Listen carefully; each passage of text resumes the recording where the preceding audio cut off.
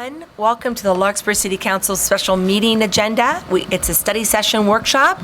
It is August the 14th. May we go ahead and have roll call, please? Shannon. Councilmember Haruff? Here. Councilmember Way? Here. Mayor Morrison? Here. And let it be shown for the record that Councilmember Chu and Councilmember Hilmer are not present. Thank you very much. Is there any public comment that is not on the agenda tonight? I see there is one. Jean Fidel. Or is it Jeannie? It's Jean. I don't think I need it. I've heard people call you Jeannie. It's a term of endearment. Yes. So Jean Fidel, 358 Larkspur Plaza Drive. I don't think it's not on yet. It's on. Jean Fidel, 358 Larkspur Plaza Drive. And so that it's a public comment, just to make a reference on the agenda, that it says that there'll be a report by the Community Center Task Force, and that is in fact the Larkspur Library Community Center Foundation. Great. Thanks for fixing that. Oh, come on up. Hi, Kathy. My name is Catherine Green. I live at 44 Sandy Creek Way in Larkspur. And in reviewing the study session summary that was provided with the agenda, there were two things I wanted to make sure that City Council thinks about when they're thinking about when discussing the numbers and the situation as it is on here. The library and this building are discussed as two separate entities on this particular chart. Not the case with the existing capital expenditure plan. They're better put into one. But however, on this chart, when discussing and thinking about retrofit for this building, you can't not think about the library, which takes up a huge portion of this building. So I don't see how the two can be separated off. And I hope in your mind, when you start going into what has to happen in order to bring this building up to some sort of seismic standard, that you keep in mind that all the staff that works here, including all the library staff, that there are patrons, not just the people in the building department, but this building has a lot of people in it, and it is not sound. Secondly, I think these numbers that are the 8 million that's listed here and the 25 to 30 million that's listed for a library, that there is a little overlap, I believe, because of the nature currently that the library is in this building. Also, we'll clearly be addressing the 25 to 30 million dollar number later as it relates to just a library. It would make more sense to me if the 25 to 30 million dollar number was called new or separate building library community center. And then we talked about the retrofit of this building within the $8 million number, and that it includes the existing library. I hope that makes sense. It does. Okay, great. Well done. Thank you. Anyone else? I see none. So Dan? Madam Mayor, we thought we'd make an announcement for the public that we have an unanticipated agenda item for the council to consider on August 21st. The filing for candidates for City Council closed at 5 p.m. today. There are only two applicants who have submitted their papers, two candidates, Mr. Gabe Paulson and Mr. Scott Candell. By law, next week you will be asked whether you want to appoint them and dispense with the election, or whether you want to have the election with the two candidates for the two vacancies. So I want to make sure the public's aware that's actually an item and a question you'll take up next week. The deadline to make that decision is August 22nd, so you'll have to make a decision that night. Okay, great. Thanks, Dan. Could I just ask one question on that, Dan? So there's two options in terms of moving forward with that. One involves an election, one does not involve an election. Yes. Does that, if there's an appointment and there's no election, that forecloses what might be a small possibility of there being a write-in candidacy? Yes. So one consideration that we may or may not want to think about in making this decision is whether to allow for that possibility. That could be one thing the council wants to talk about next week. Yeah, okay. And Dan, it's not possible to extend the deadline. No, been extended. the It's candidate already been filings are closed, so these are going to be the two options that the state law presents to you. Okay. Yeah. I just want to make that clear because it doesn't take that much actually to get on the ballot if people were able to do it, but they may for various reasons have not been able to meet the deadline or whatever, and it's just something to think about for us, I think, to whether we want to allow that as a possibility. We will also try to provide the council next week with an estimate of what the cost of having an election would be. That would be great too. That's my next Thanks. question. Great. All right, anything else? Okay, we'll move on to study session part 1, unfunded infrastructure projects in the adopted capital improvement plan. Julian, is that Dan? I'm going to say an introductory remark and then turn over to the brains of the outfit, which is Julian Skinner. How appropriate that we're all trying to talk over the blowing fans of these portable air conditioners, because as is sort of typical of the building we're in and the general state that it's in, things break all the time.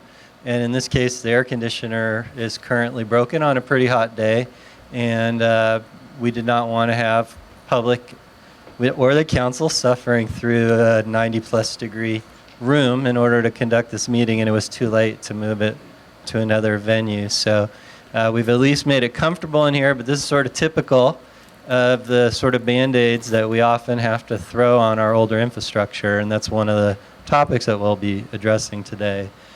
We suggested to the council that we hold this special meeting and have this workshop because, as we've talked about in recent months during the past fiscal year, we are fast approaching critical decision points on a number of our unfunded projects.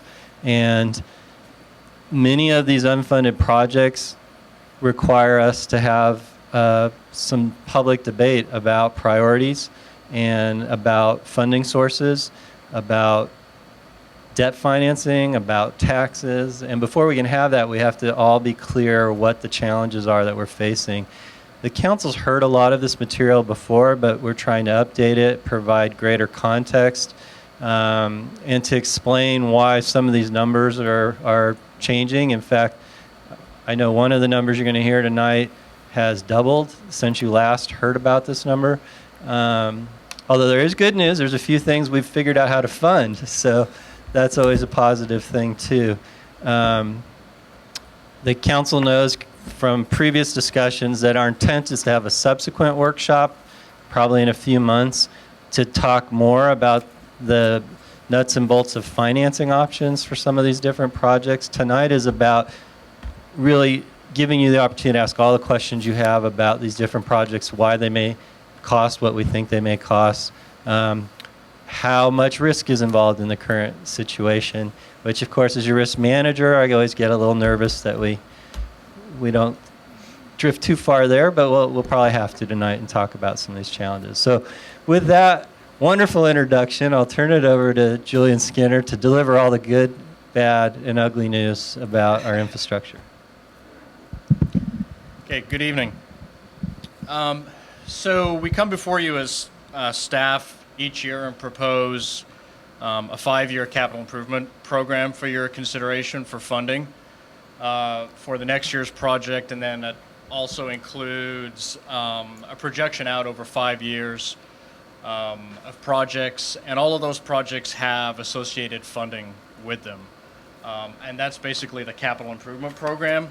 And what we talk about each year is how our needs greatly outweigh the funding that we have. And so every year as we develop the capital improvement program, there's a list of projects that are needs that don't make it into the capital improvement program or the CIP because there's not an identified funding source for those improvements. And so tonight we're going to dive a little deeper into some of those unfunded projects that we look at each year with the CIP and talk about them in a little bit more depth and give the council and the public an opportunity to ask questions about those.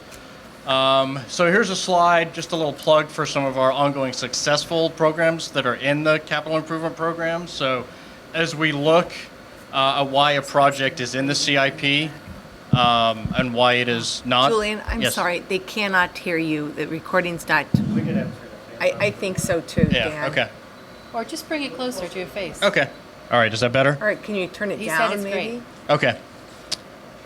All right. So I often get questions about why projects are in the CIP and why projects are not in the CIP and the difference between funded and unfunded. And so one of the biggest differences that separates those projects is the availability of funding. And so here's our two biggest projects that have identified funding, and that funding is restricted to these uses. As you know, we have a sales tax that's primarily for streets and related infrastructure. So we're doing our Measure B street improvements, and then we have a grant, a large grant from Federal Highway Administration that's specific to the Bon Air Bridge. So we have a lot of big capital projects going on that have funding that's identified solely for those projects. And so what we're talking about with the unfunded projects are projects that are of a similar size, and then also some smaller ones. And typically, as Mr. Schwartz mentioned, some of these projects fall off the unfunded list because in subsequent years we find funding for them. Now,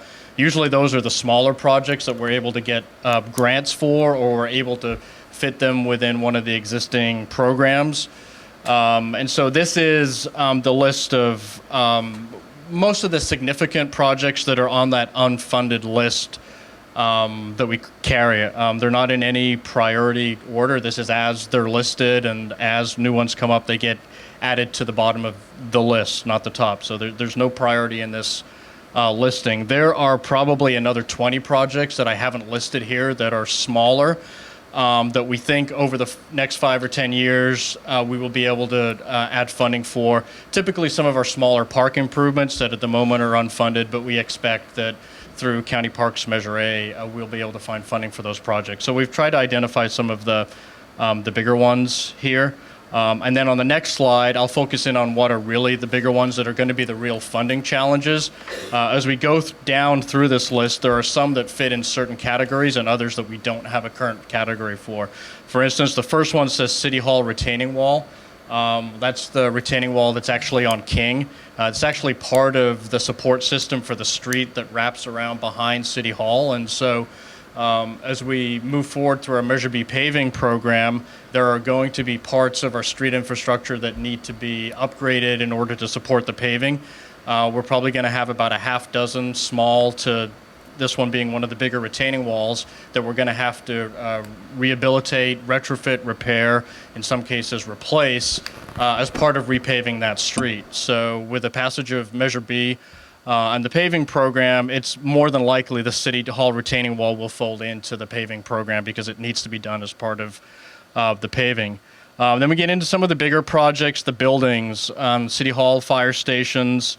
I'm just going to skip through some of the projects that are going to drop off this list, and then we'll talk about some of the bigger ones. The College Avenue, Woodland intersection, Magnolia corridor study, Doherty bike. These are all projects that are identified in our Bike and Ped master plan. There's actually a call for projects with Transportation Authority of Marin, so some of these projects are going to be in that call. So there is grant funding out there typically for Bike and Ped projects. Not a whole lot of grant funding for any of these other categories. And then I'm going to go into now the kind of the matrix of what the focus is. These are our biggest numbers, yes. Could you just explain, what's the Creekside fence replacement? That's new to me, that one. Yeah, so the subdivision that's around Creekside Drive, those are private streets. Right. Creekside is public. There's a path that goes around the back of those homes that Yeah. is city maintained. The fence, as it turns out, is also city maintained. It's had some recent failures, and we've been spending money over the last years repairing it. It's going to need a replacement at some point in the next 5 years. Didn't we have storm drains part of Measure B? Storm drains too, yes. So storm drains can be considered part of street funding, but we're anticipating that our needs in the storm drain department are going to be way beyond the funding that we have set aside with the Measure B paving program. As you remember, when we developed the amount of money that we were going to need to pave all the streets, we had a contingency allowance in there for striping, retaining walls, crosswalks, things that were going to come up that needed to be completed as part of that program. That includes some minor storm drain repairs, but as we'll get into later, we have some storm drain projects that are going to cost more than paving all of the streets did this year. So there's some significant storm drain repairs that are going to be required that are going to go beyond the funding capacity of existing Measure B. Some of the smaller ones will fit within that program, though.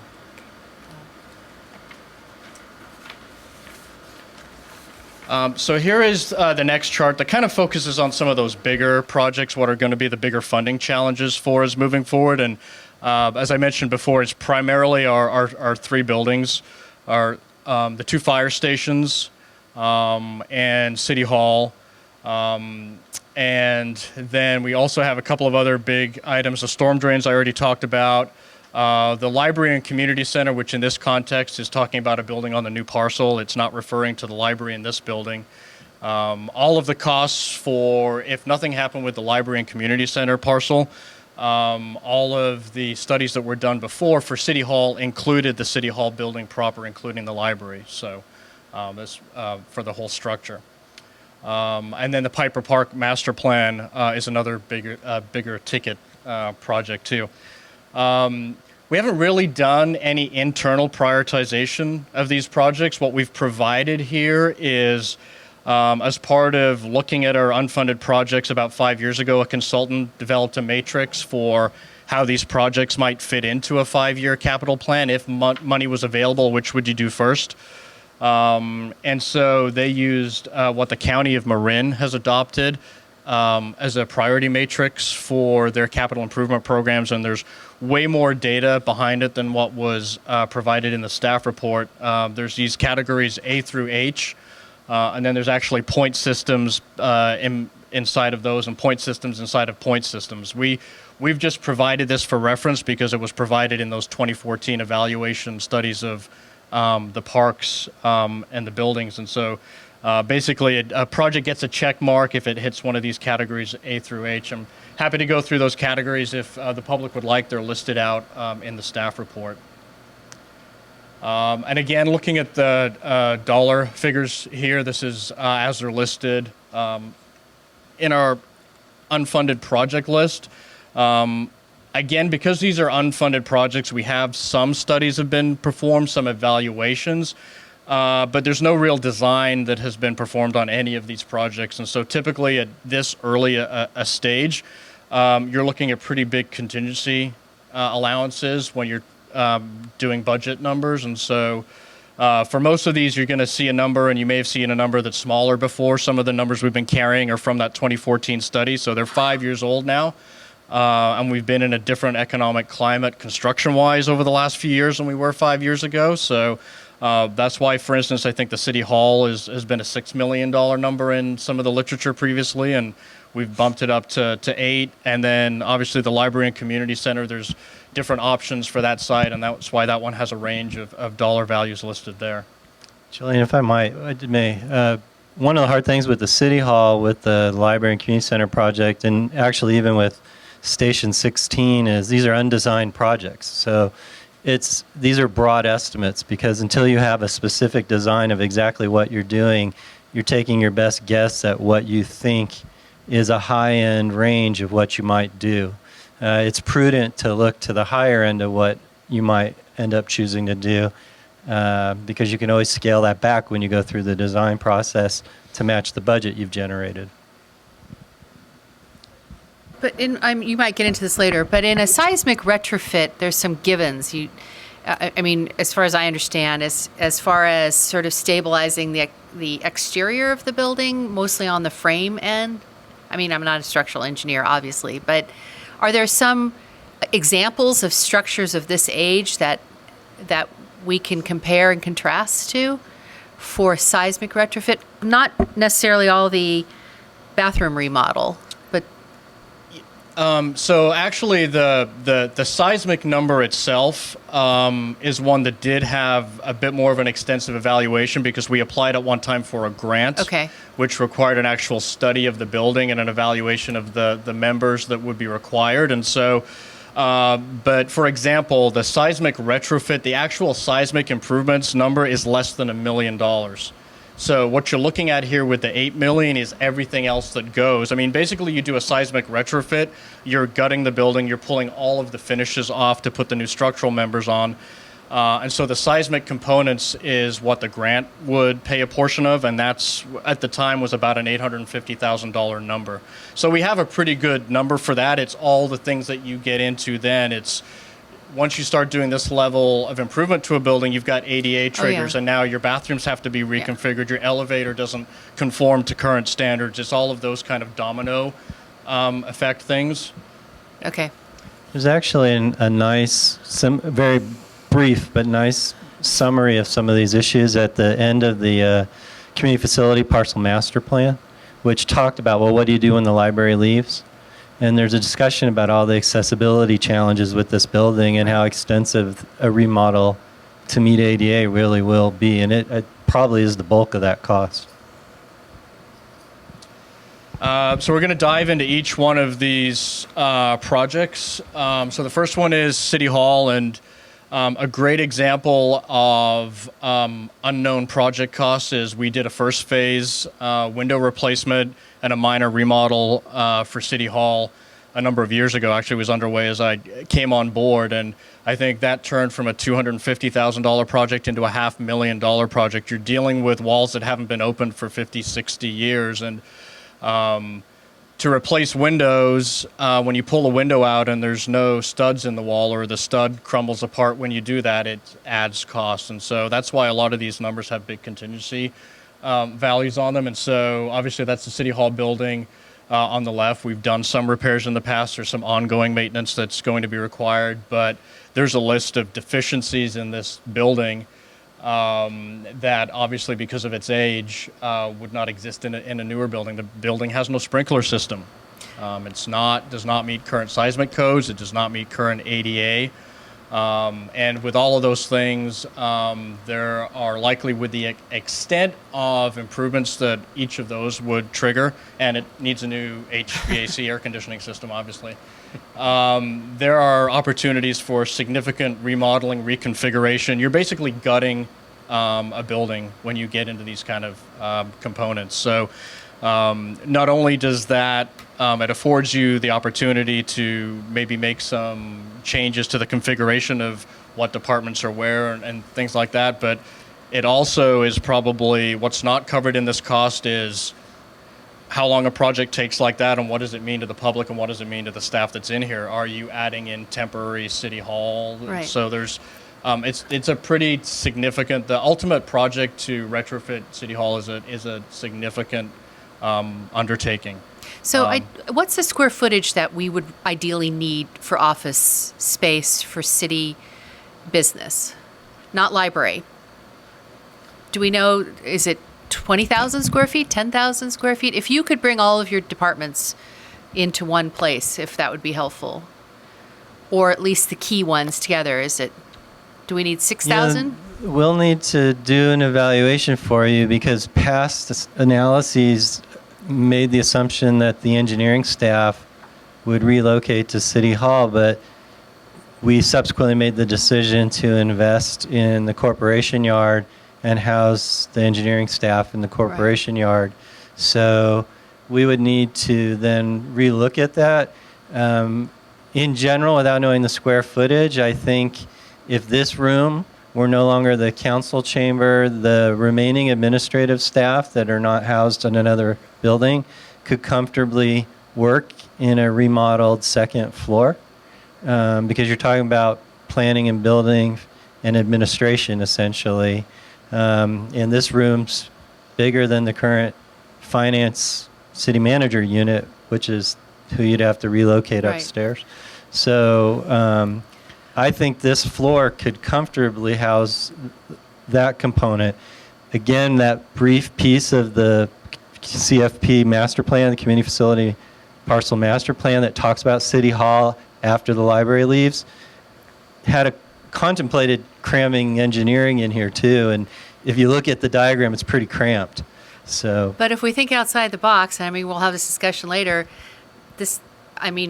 All of our endeared friends, we might not need to have City Hall in this building anymore. Maybe an option is we create a whole new modern City Hall.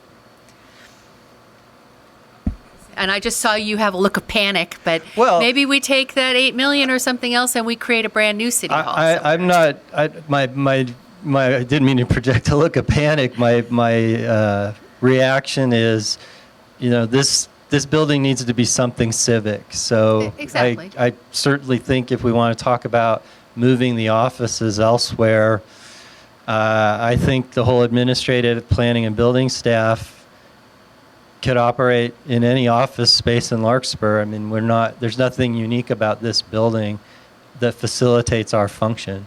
Yeah. I think that opens up all sorts of conversations about what this building might or might not be. The LARC, the community group, the stakeholder group that Mayor Morrison was part of that steered that master plan discussion, definitely wanted there to be a community room in this building. And so I think the plan talks about most of the first floor being dedicated to open community use. That could certainly be revisited and talked about in the context of the whole building But it still needs to be retrofitted. It still needs to be Yeah. retrofitted, but that changes the whole conversation of the interior design of the Right. building. No, go ahead. Because this is a historical building, do we have to use, obviously, a special architect, and it has to be done a little more? And I'm going to look at Mr. Toft, and if he tells me I said this wrong, he'll race to the mic and correct me. The historical designation affects our ability to make changes to the exterior of the building, but we still retain discretion to modify the interior of the building. So, and I think the major exterior change that has to happen is accessibility related, and that's creating better ramps and a back entrance that's easily accessible to the parking in the back of the building. Other than that, I don't think there's a lot of free range? exterior work Oh. that would be necessary Okay. for compliance. All right. Just one kind of half question, half comment. Obviously, everything we're talking about in this session are unfunded infrastructure projects. Although we have presumably identified, in some cases, grant opportunities that would appear promising in terms of providing funding for aspects of that. I think you mentioned one of those for seismic updates for this building. But just as a general thought, because the first part of the equation is identifying what unfunded priorities we have, and then the second thought is how do we get the funding to fund those projects? Do you have a sense as we go through this presentation, for example, with respect to this building, how much of the needs for improvements at this building are likely to be captured by likely existing funding opportunities like grants, as opposed to aspects for which we're going to have to identify a whole new set of funding arrangements to cover the cost of those projects? And I ask that question in part because I'm mindful that when we get to the community facility discussion, that's going to be part of that conversation, and it may be helpful to provide some linkage there with the other needs and priorities that the city has for infrastructure. Do you want to answer? Or you want me to I can answer? start. All right. So yeah, as you mentioned, there was specifically a seismic grant that's available from time to time that this building would qualify for. There are other, what I would call smaller scale grants that could be used for components that typically are centered around energy efficiency that can be used as part of a building component. But for a rehabilitation or for the other general remodel items that we're looking at, there are not any grant opportunities that I've seen identified, and that's going to be the theme through a lot of this. And in fact, one of the major reasons these projects are on the unfunded list is not because they're not high priorities, it's because there simply there's not a funding source out there.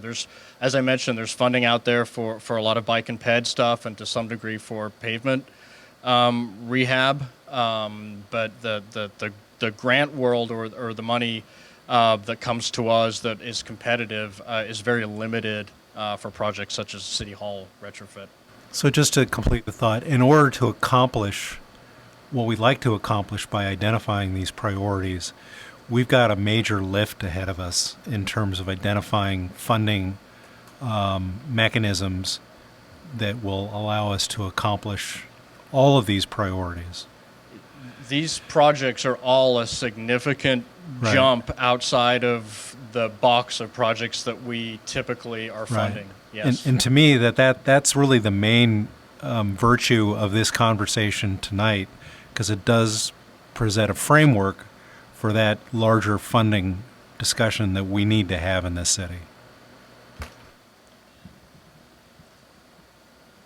The other question that often comes up with these larger scale projects with these big dollar tags on them is, can you do a little bit, or how would phasing work?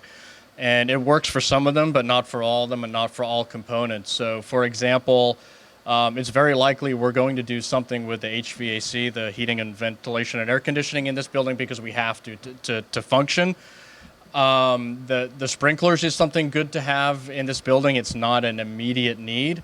And to the extent that we spend $150,000 putting sprinklers in this building, if we then do a seismic retrofit and a remodel, we may end up ripping a lot of that out because it doesn't work with the new framing. So we've got to be mindful we've got to repair things that are life and safety in the building, but some of those bigger ticket items we really have to look at and make sure we're not throwing money away for something that wouldn't fit with an ultimate remodel. Yeah, I just wanted to chime in that for quite a while, the city stopped investing in City Hall. And the idea was we're going to do this massive overhaul. And we sort of got into action paralysis. So we've changed our philosophy along the lines of what Julian's talking about, so that we look at investments in the building and we say, do we want to make that investment because it enhances our ability to function in the building, or for the public to be in the building in the near term? So the HVAC's a great example. You also are aware we've made some modest but significant investments in the current library that had gone undone for a decade, just to make it a more hospitable location for the many years that it's still going to function as a library until we move.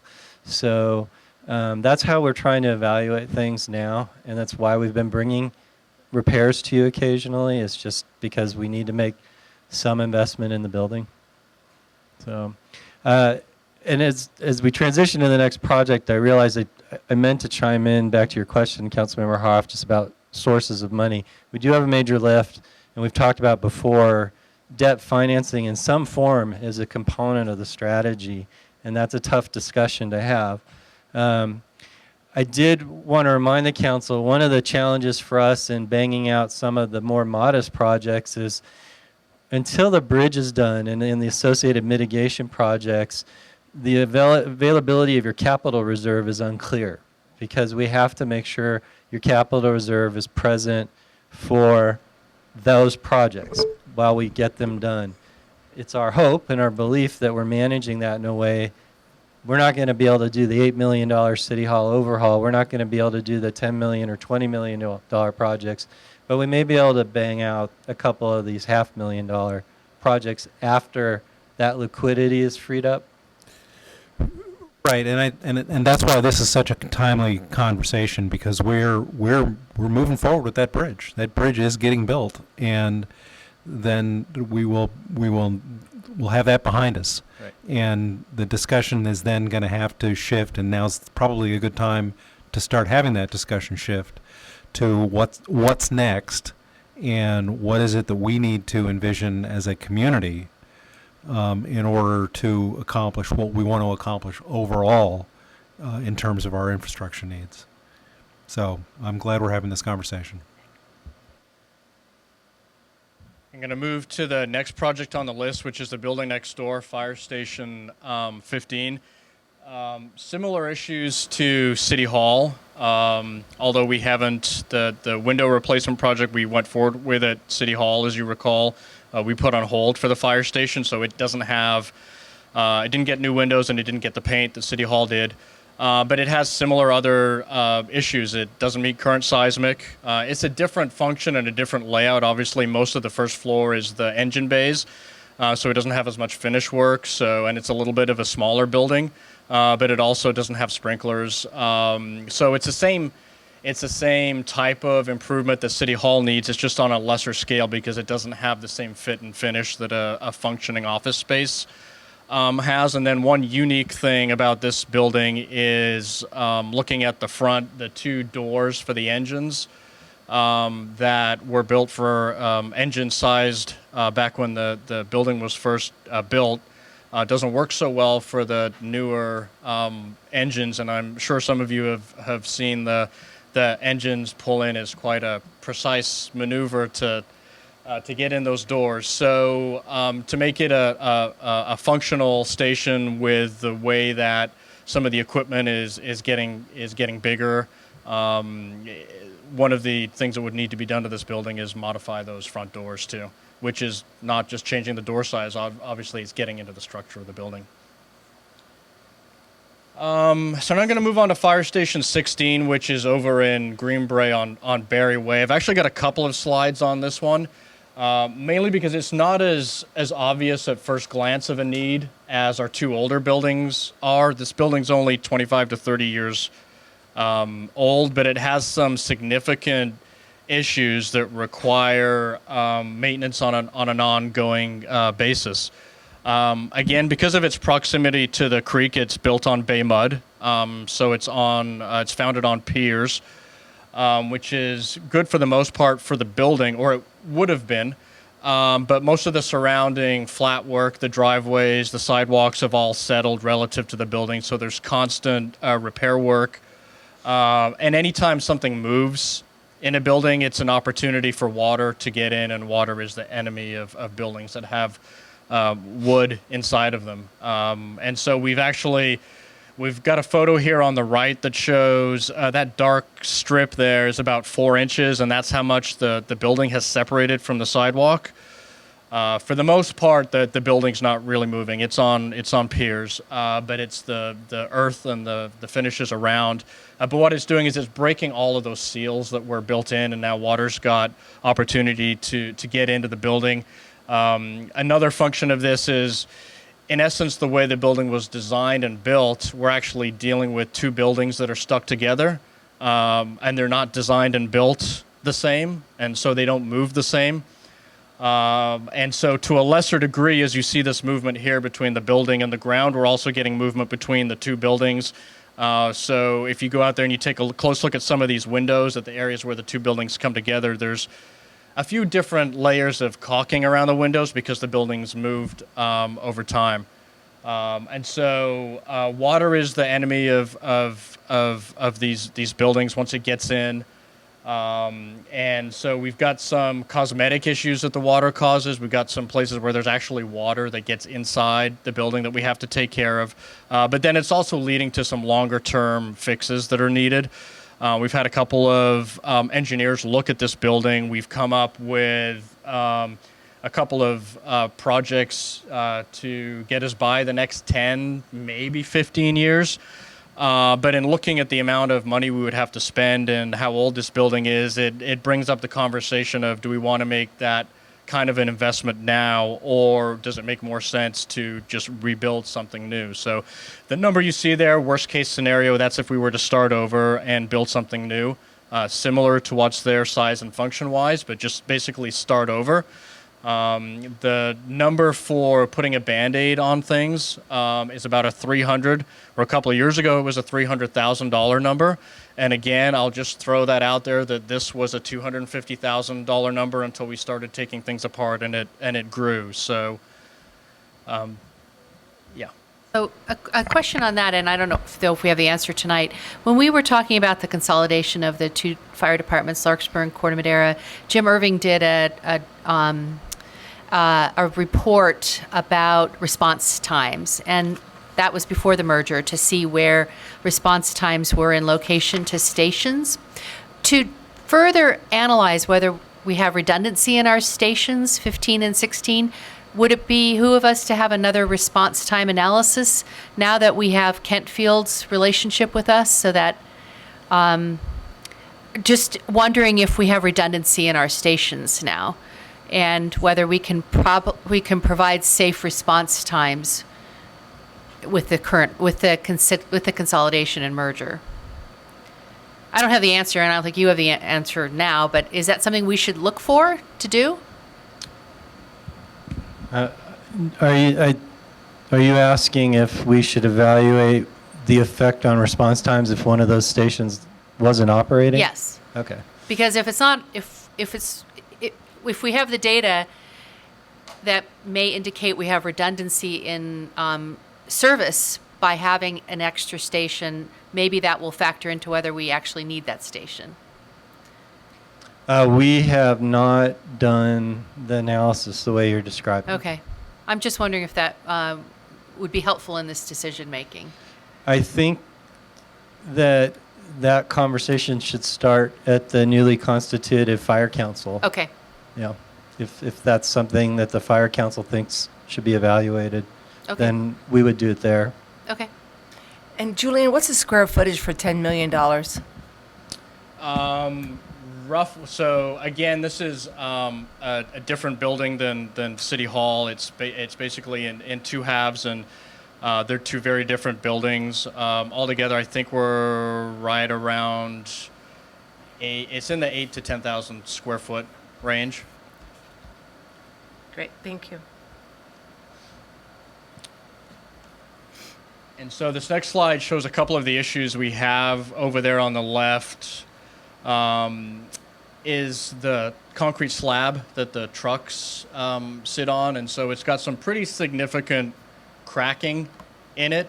It's not going anywhere. It's got lots of rebar in it, but it should not be cracking like that. It's going to become cracks never get smaller. They're always going to get wider. Concrete will always fall out. It'll be a maintenance issue, and at some point when your cracks get wide enough, you start getting more water coming into the building, and it's the start of something that's not good.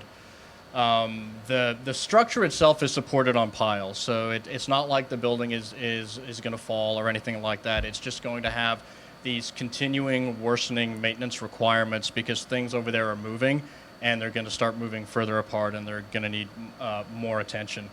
And then just some of the fit and finishes on the building and how things come together with the block walls and the stucco. If you've been over there, there's staining, there's discoloration, there's a lot of evidence of things that are not the way they should be in that building. And again, there's places inside the building where actual water from significant rain events gets in. So the next project is another one that's not super visible, and this is one of the ones that we actually are drilling down and doing a little bit more detail analysis.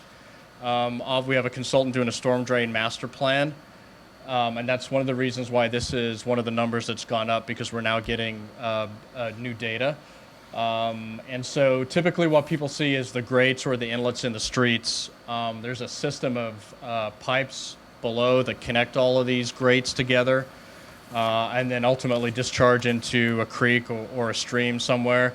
On the right, this is unfortunately what some of our pipes look like. This is not what they're supposed to look like. There should be a solid cylinder with, it's barely got a bottom and some sides and no top. This was pulled out of the ground. This was last year, one of our pipes that was functioning as a storm drain. We had an issue with water where it shouldn't be, and this is what we found. And so part of the storm drain master plan is going to be analyzing how much of pipe of this age and this type do we have in the city. And then also the other issue with storm drains is they do carry runoff from rain events, and so they're sized to handle a certain amount of water. They're also doing analysis to make sure the storm drains are big enough. If the storm drains are too small, then the water backs up in these pipes and it starts coming out of the grates. And so there's going to be a couple of different triggers for fixing storm drains. One is going to be if the pipe is deteriorated to the point where it has a functional issue. And the problem with that is once the water is still going to end up in this pipe, even as the pipe disappears. And then once the water from the storm is going into a place where there used to be a pipe, it's going to start moving through the ground. And that's worst case scenario when you start getting sinkholes. So that's why it's really important to line or fix or replace these storm drains. Even though they may not be a problem today, the water over time does erode the soil around these pipes and can create much bigger problems later down the road. We also have a half dozen pump stations in town, and so a pump station, all of the storm drain for the most part is gravity. It goes from the catch basins or the drainage inlets into the pipes, flows by gravity, gets into the creek. There are some places where it cannot make it to the creek by gravity, and there the water is actually lifted or pumped by a pump station out into the creek. Those pump stations also have to be sized a certain amount to be able to pump water into the creek so it doesn't back up. And so they're evaluating all of those facilities too. On the left is a snapshot of kind of what we've been doing over the years without a significant funding source for replacing storm drains. This is a black storm drain pipe that has a piece of white storm drain inserted inside of it and some black tape and some metal straps, and it's holding together, but it's not a long-term plan. And so the storm drain master plan will evaluate replacements of these pipes. And on the right here is a snapshot, a little preview of some of the information we're going to get from the storm drain master plan. So this is some of the work that's already been completed. Basically a map of different areas of the city. In this case, this is South Alicio. Wherever it shows a green pipe, this is where it's saying that the pipe is not currently adequately sized to carry. In this case, I think it's a 15-year storm. And so they're recommending a pipe replacement here to convey a certain capacity of storm. And so this is one of the numbers that we have inched up. I say inched up, it's actually doubled, so not really inched up. But, and again, the storm drain master plan is going to show everything in the city that's needed to meet our needs. It's also going to include a 10-year projection. The $20 million is more of the everything we would do if money was not an object today. We would go and fix all of our storm drain issues. It would cost $20 million. We're not going to propose that we need to do everything that quickly. And in fact, they're going to pay something out over 10 years that makes more sense. And it's going to have a priority within the storm drains of that $20 million.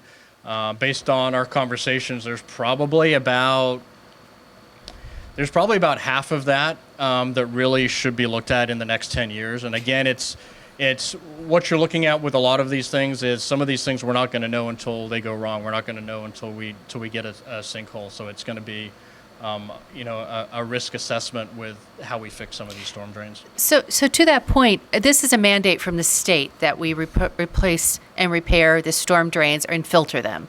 Is this the filtering? Filtering is a mandate from both there's mandates coming from the federal government and the state government for filtering what's traveling through the storm drains. Is that included in this cost here? Or is this just replacement of the piping that's underground? That's not included in what they're doing now. It will be included in our overall analysis. That number is based on what we've presented to you before is about $1 million over 10 years. Right.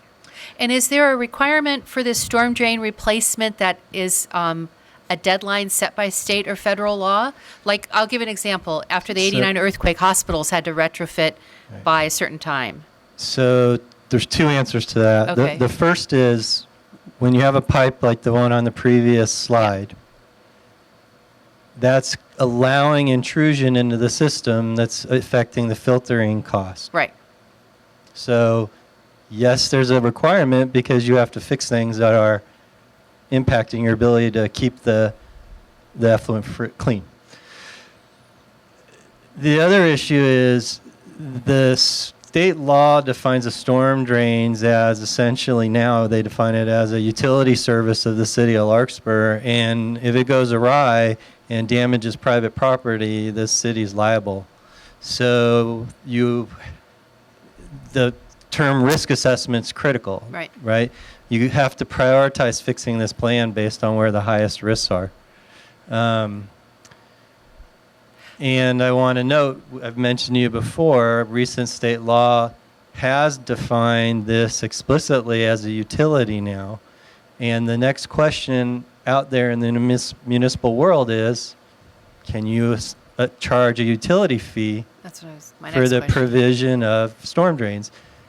The prevailing legal opinion is yes, but prevailing legal opinion and legal fact from court cases are very different things, and Larkspur's probably not going to be the entity that finds out So- whether that's allowable or not. So do some jurisdictions put their storm drains and their pump systems into like a flood control designation and then put an additional charge on for that?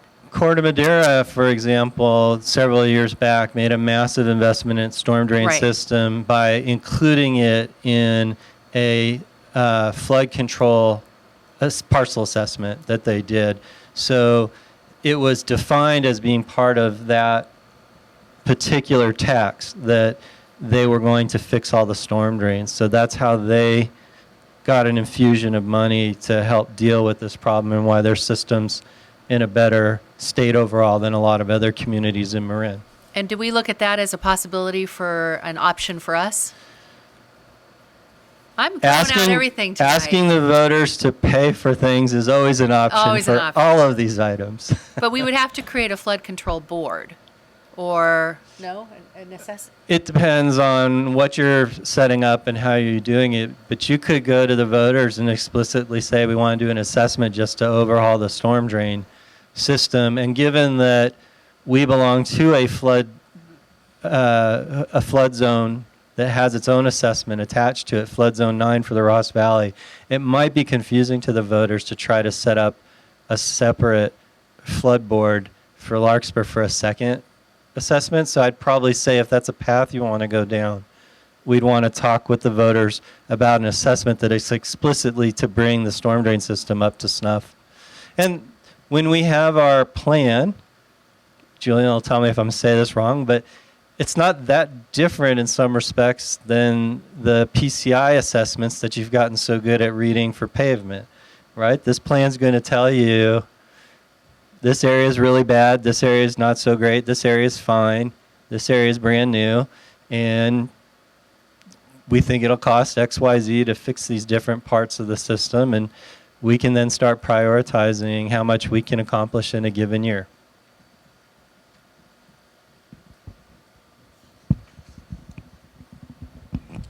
Okay, so I'm going to move on to the next project on the list, which is the library community parcel. So this is the currently vacant lot as part of the Rose Lane development at the corner of Doherty and Rose. And I'm not going to go into a whole lot of detail as it's the subject of the part 2 of the study session tonight, but it has been carried and listed along with the CIP as an unfunded project. And then lastly, as I mentioned, there are a lot of park projects on our unfunded list, but a lot of those are smaller dollar values, and we're able to do those over the 5-year plan for the most part. But there was a Piper Park master plan that was developed that has some pretty significant big dollar value improvements in it. This is our biggest regional park. It has athletic fields, tennis courts. We've done some recent work. We've been able to do some of the work on the master plan. For instance, we've replaced some of the playground equipment out there. And we just resurfaced the tennis courts. The next things that are programmed dollar-wise is repaving the parking lot, which will take part as part of the mitigation projects for the Bon Air Bridge. But there's some other projects in there too that were listed that are not in the funding plan anywhere. The biggest of those is a complete overhaul of the athletic fields. The history of that park, as I understand it, is it used to be a dump.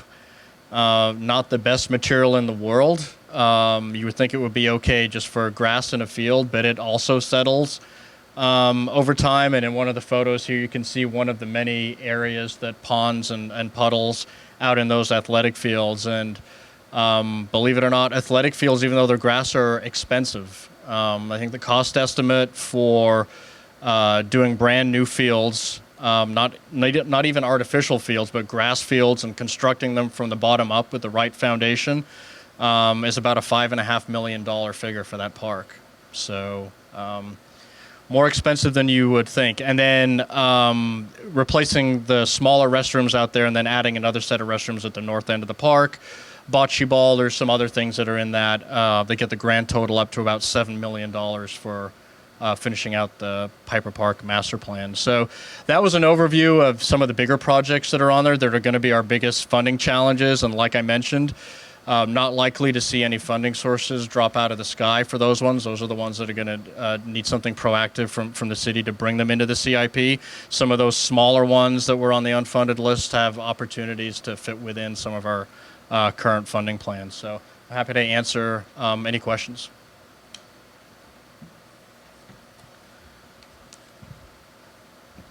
Any questions? Well, I think we've asked them as we've gone along, but Julian, thank you. That was a nice job. Nice overview.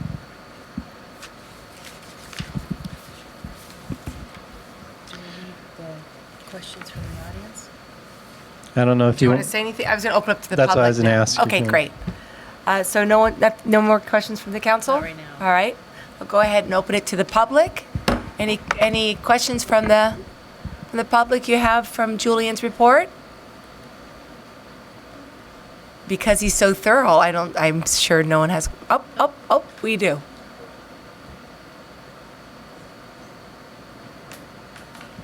I've been thinking. Can you Cindy state your name Winter, and your address, please? 826 South Elysium. Thanks, Cindy. I've been thinking a lot recently about seismic safety. Can you hear me all right? You need to talk closer into your All mic. right. Thank How's you. that? And there's been a lot of talk in that regard about structures, the bridge and buildings.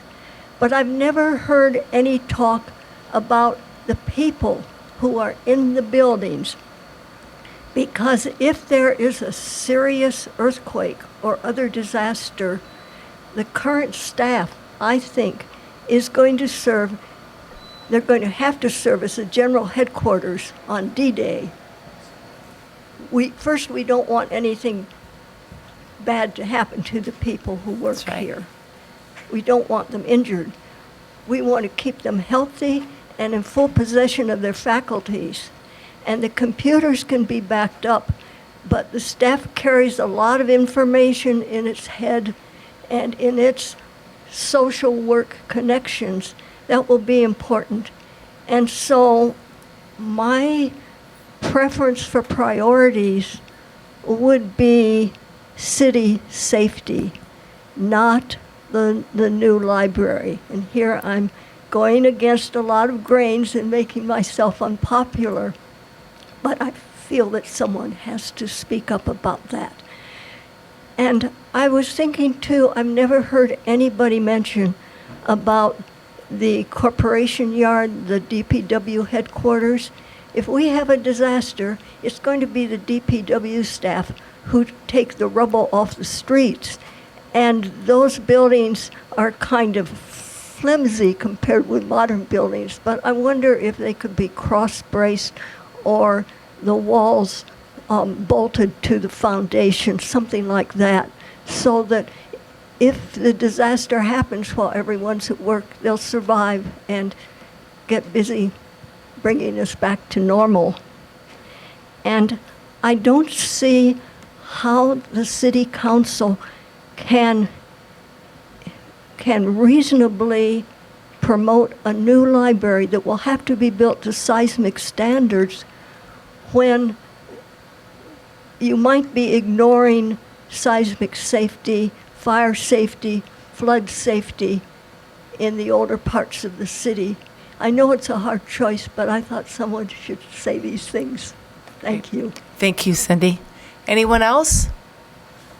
All right, I see none. I'll bring it back to the council, and it looks like we're now going to have a 30-minute dinner break. Before we do that, can I just follow up on Cindy's comment? Sure.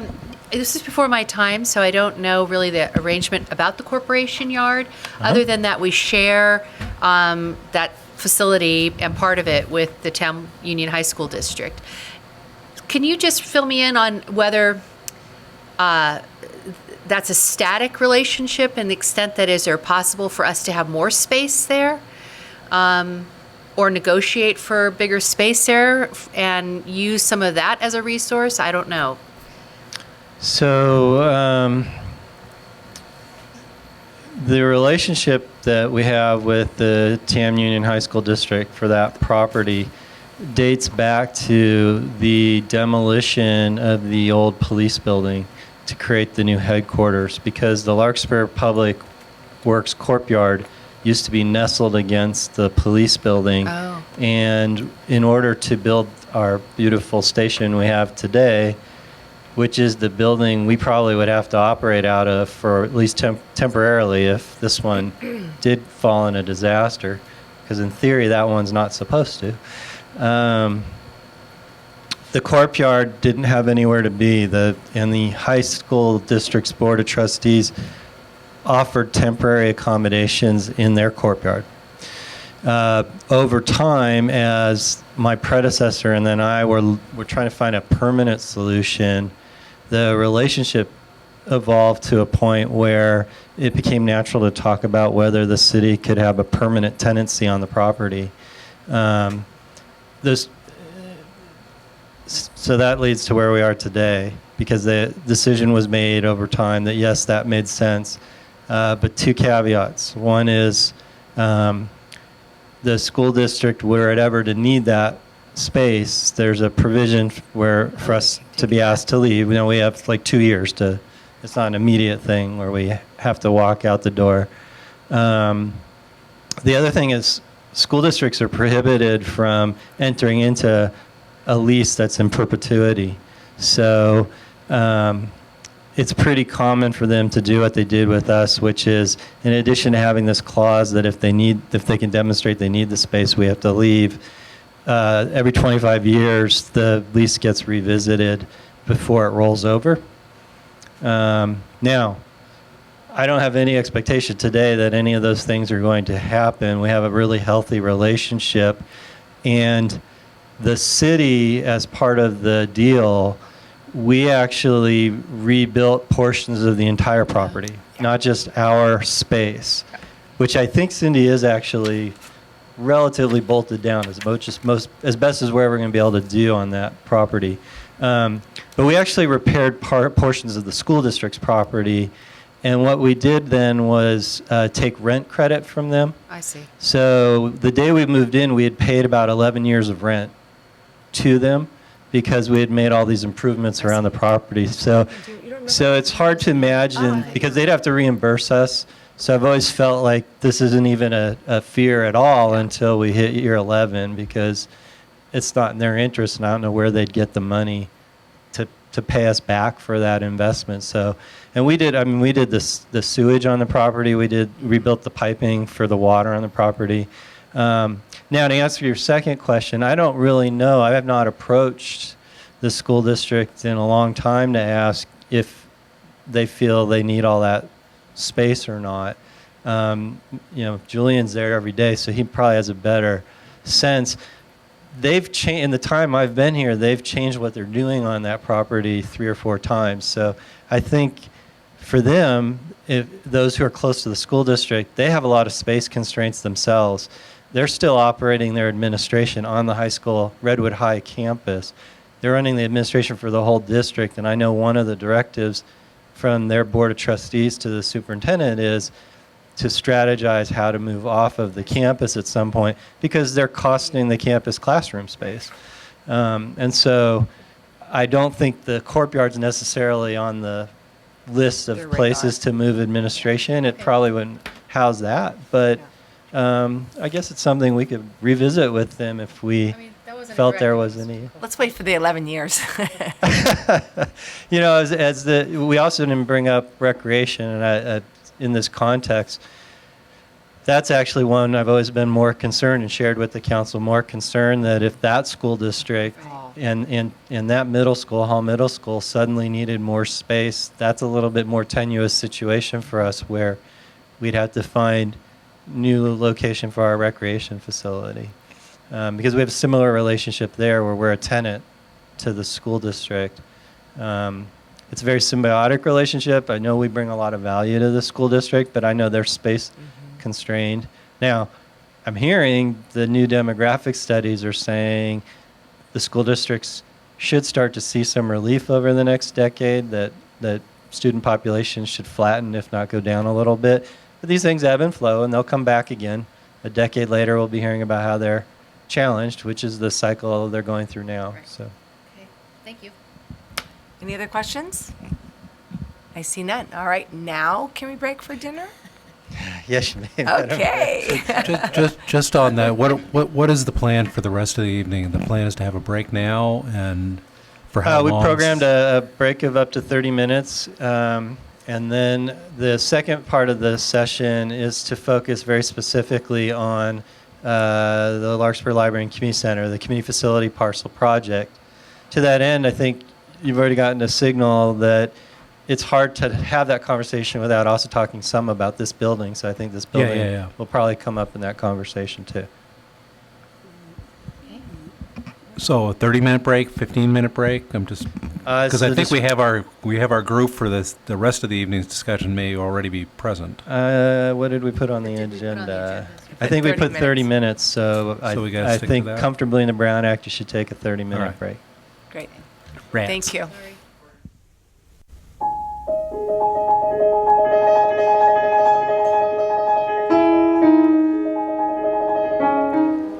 We're going to reconvene to the Larkspur City Council special meeting agenda, study session workshop. And we're going to move on to number 5, study session part 2, unfunded infrastructure project, community facility parcel. And Dan, you want to give up a staff report? Or I just had some introductory comments, Madam Mayor. We invited the Larkspur Library and Community Center Foundation to come speak to you today and give you an update on what they're doing and what our joint working group, which is leadership from their organization, the mayor, Councilmember Hoff, and myself, what we've been talking about, because it's difficult to start to think about prioritization of the unfunded project list without looking at where we are with this effort and what our options are going forward, particularly if in the relatively near future we're going to have a discussion about pursuing financing and what that would look like. So I'm going to let the mayor introduce our guests and then ask for a presentation, and your staff's available for any questions. Great. Joe, would you come on up? So this is Joe Jennings. He is the chair of the Larkspur Library Community Foundation. And would you like to introduce others that are with you? Is this picking up? It's kind of faint. Is it now? Much better. Much better. Oh my God. Right hand, left hand. Sorry. Was never a basketball player. Jean Friedel and Kathy Green from our board are here.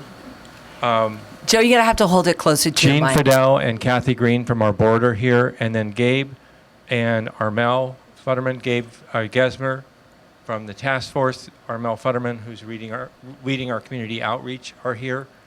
And then Sally Ann and Jack Wilson, who've been long-term supporters of this effort, are here as well. Great. And I have to thank all of you for reinventing and motivating and getting excited about the whole process of the Larkspur Library Community Center. So I look forward to hearing what you have to say.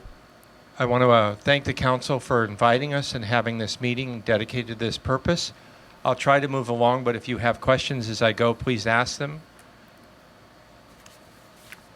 So I'll deal with the update on our foundation overall and where we are in terms of the fundraising feasibility study, and then the support that we need, and then where we see the process going forward to rescope and rescale. Just some background. The Niven property was a nursery for almost 80 years. And then starting in 2000, it went through this transition to try to be sold. And it was in that point when the city started actively planning what to do with the land. You all are probably more familiar than anyone how long this process went, how many hours and how much effort was put into it. And our mission from day one has been to implement to the degree practical the master plan that was passed in 2013. So we started a year ago in May, and we took over the city's foundation, 501c3, in December, and we started our feasibility study in February. So we got here through five unanimous votes by different groups, which was unusual for this town. We started a working group with the city in October, and I've already introduced our members. Just so you know that there's a sign coming soon for the property, because that's been one of the number one things we encounter in talking to the public. Where's the sign? Two, our Mel Futterman's here. We've been running small group meetings, and we continue to, and we just signed up today to do one at the Tamalpais. And this is where we're talking in groups of 6 to 12 people and telling people what's coming and listening to their concerns and also capturing their enthusiasms. Likewise, we initiated meetings with the Larkspur Library Foundation and the Friends of the Library to discuss someone taking ownership of an annual fund for the library and an endowment for the library that would reach the level of 10 to 12% of operating expense donation annually within 5 years. Those discussions are ongoing. And lastly, we have started briefing, mainly through relationships on the council, different layers of government, school district, county, and state, more than anything just to say, we're out here, we're doing this, and we don't want you to be surprised. Any questions on this? So the working group is the three of us plus Mayor Morrison, Councilman Haroff, and Manager Schwartz. In October, we had 5 things that we needed to get moving. Naming, 501c3 transfer, professional fundraising firm being hired, architectural firm, and then these planning documents. We initiated our fundraising in December after getting the 501c3. We've raised a total of $280,000, and we have about $213,000 in hand. We got approval to switch the branding to the Commons. It was actually a name that the city had already selected. And the 501c3 transferred in December, which is what allowed us to start the fundraising. We sent out a fundraiser RFP in November, hired Partnership Resources Group in February. The architecture RFP has sat since October of last year, and that's why we're here. And then the city documents, we're starting to see those come from the city as of today, so we're making progress. So the reason we need the architectural firm is it's very hard to market anything with 6-year-old drawings. And the kind of things that we're envisioning, this existing, whether it's from the master plan or the earlier architectural work, doesn't convey. So it doesn't convey a Larkspur or Marin County character, the city square or phase construction, which are key parameters that we've been driving.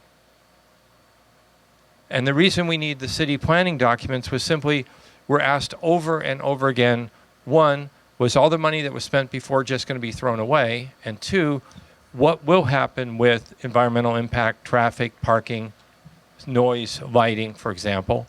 And to the degree that we can document reuse, that actually builds credibility for the city. Any questions on this part? Yes. I'm going to reserve some comments for later. I may not agree with everything you're saying, but I don't want to take the time to get into it. I just want to flag that we may want to make some changes that would necessitate not reusing some of the past products. Understandably, but until you do that, we should use it.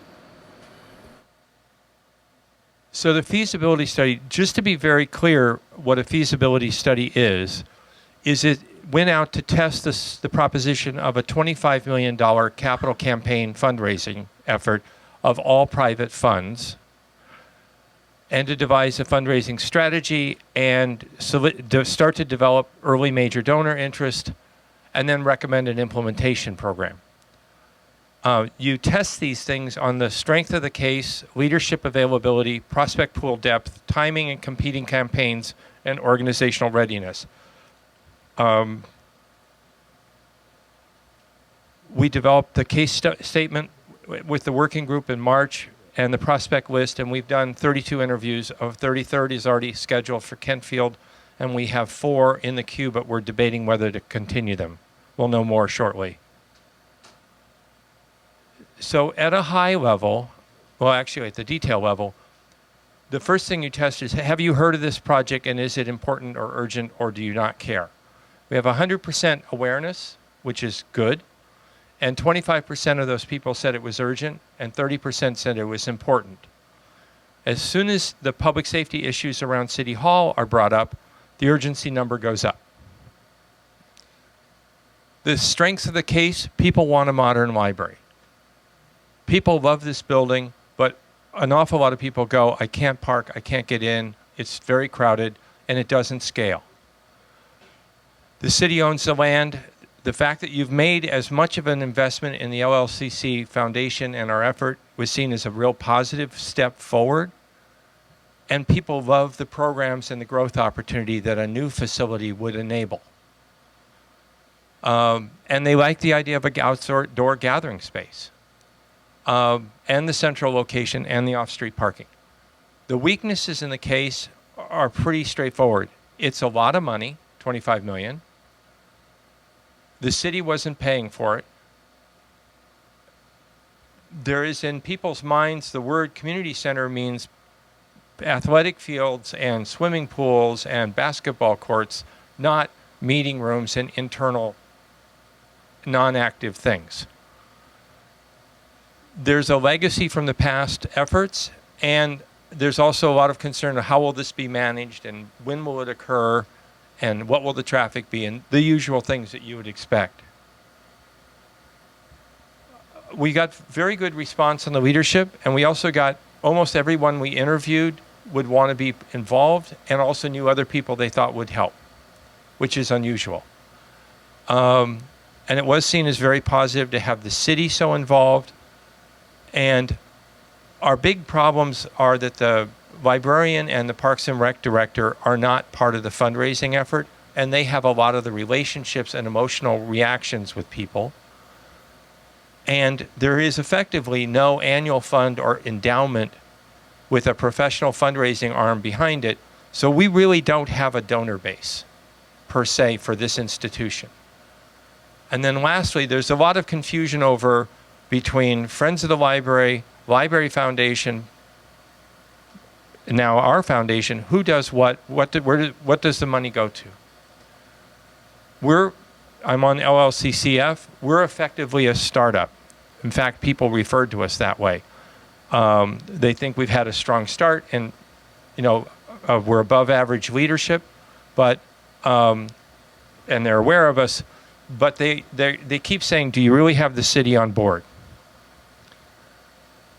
We think we can get a significant number of the people we've talked to donate and donate significantly, but we have to meet what's in their checklist of a doable deal, and I'll show you in a minute. The factors that affect giving, we got to solve the weaknesses in the case. We have to determine this library community center particle wave problem. We have to give the market assurance that the project will go through, that it won't float in the air and nothing happen.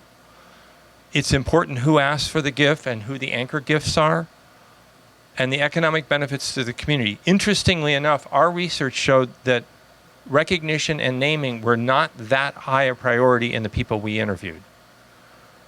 And to our knowledge, and through all the people we've interviewed and all the people we've met through, there is no competing current capital campaign for a public library in the county. Now they're wrapping up Bell Tib, and we expect San Rafael to come in at some point. But as of now, and the county may come in at some point, but as of now, there's nothing else out there. And there have been 2 other successful campaigns recently for public libraries. Any questions? This is a lot of data. All right.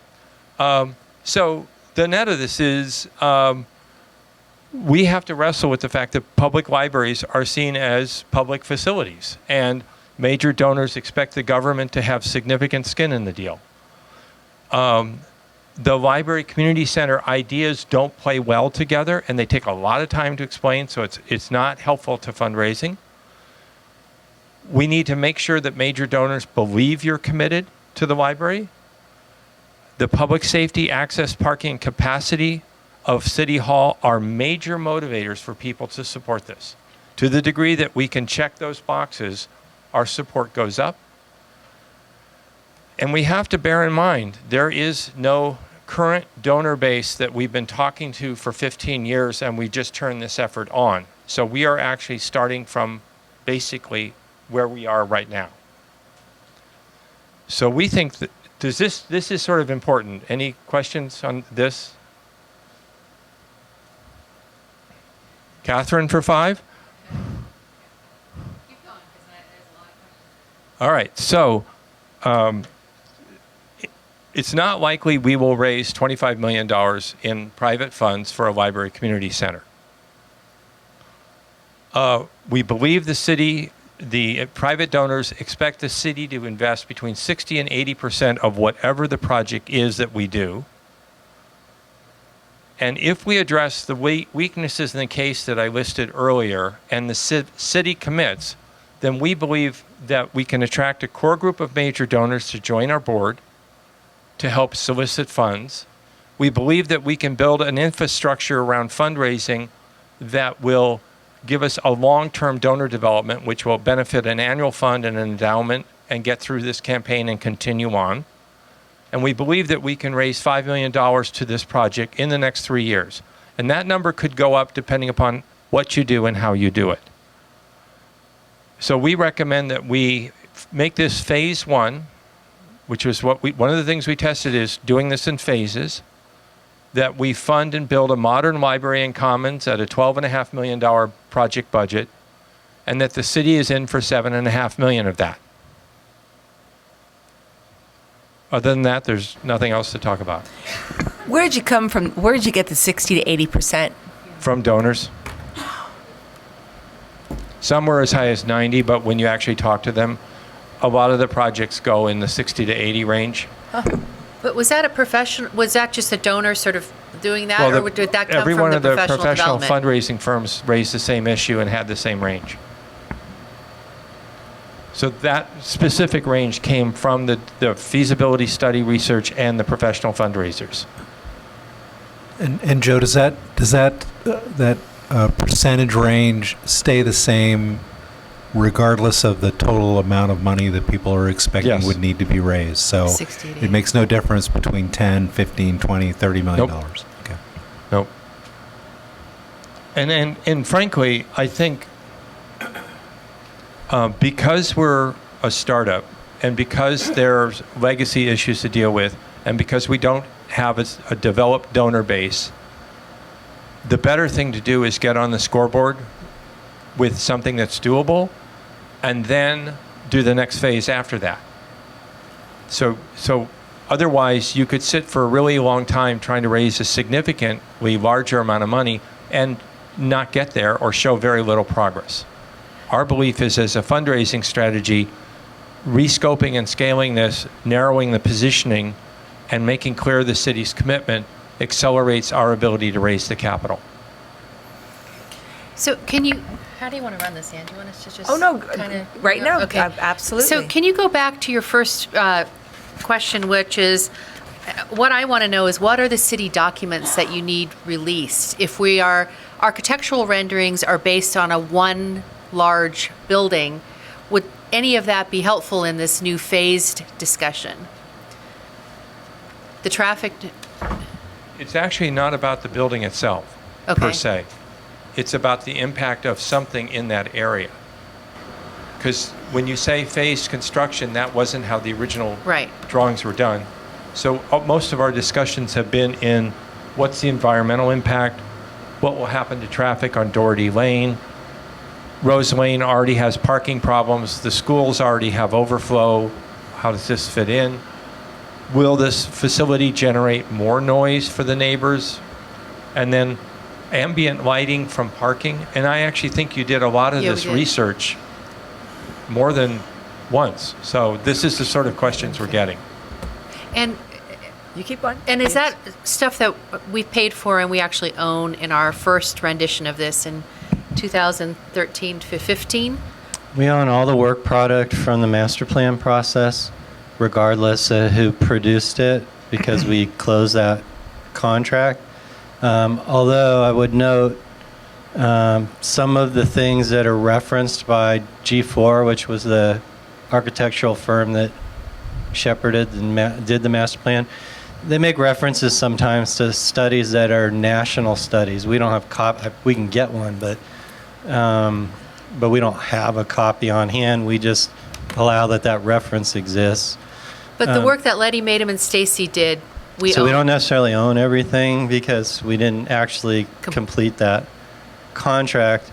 And there was a lot of work done by subs that the LMS owns, not us. So that's something we've discussed with the foundation group, is that we can't necessarily publicize draft working material because we don't own it. And as Councilmember Hilmer knows, as an architect, there's actually some very explicit state laws about the architectural process and who owns what and when they own it.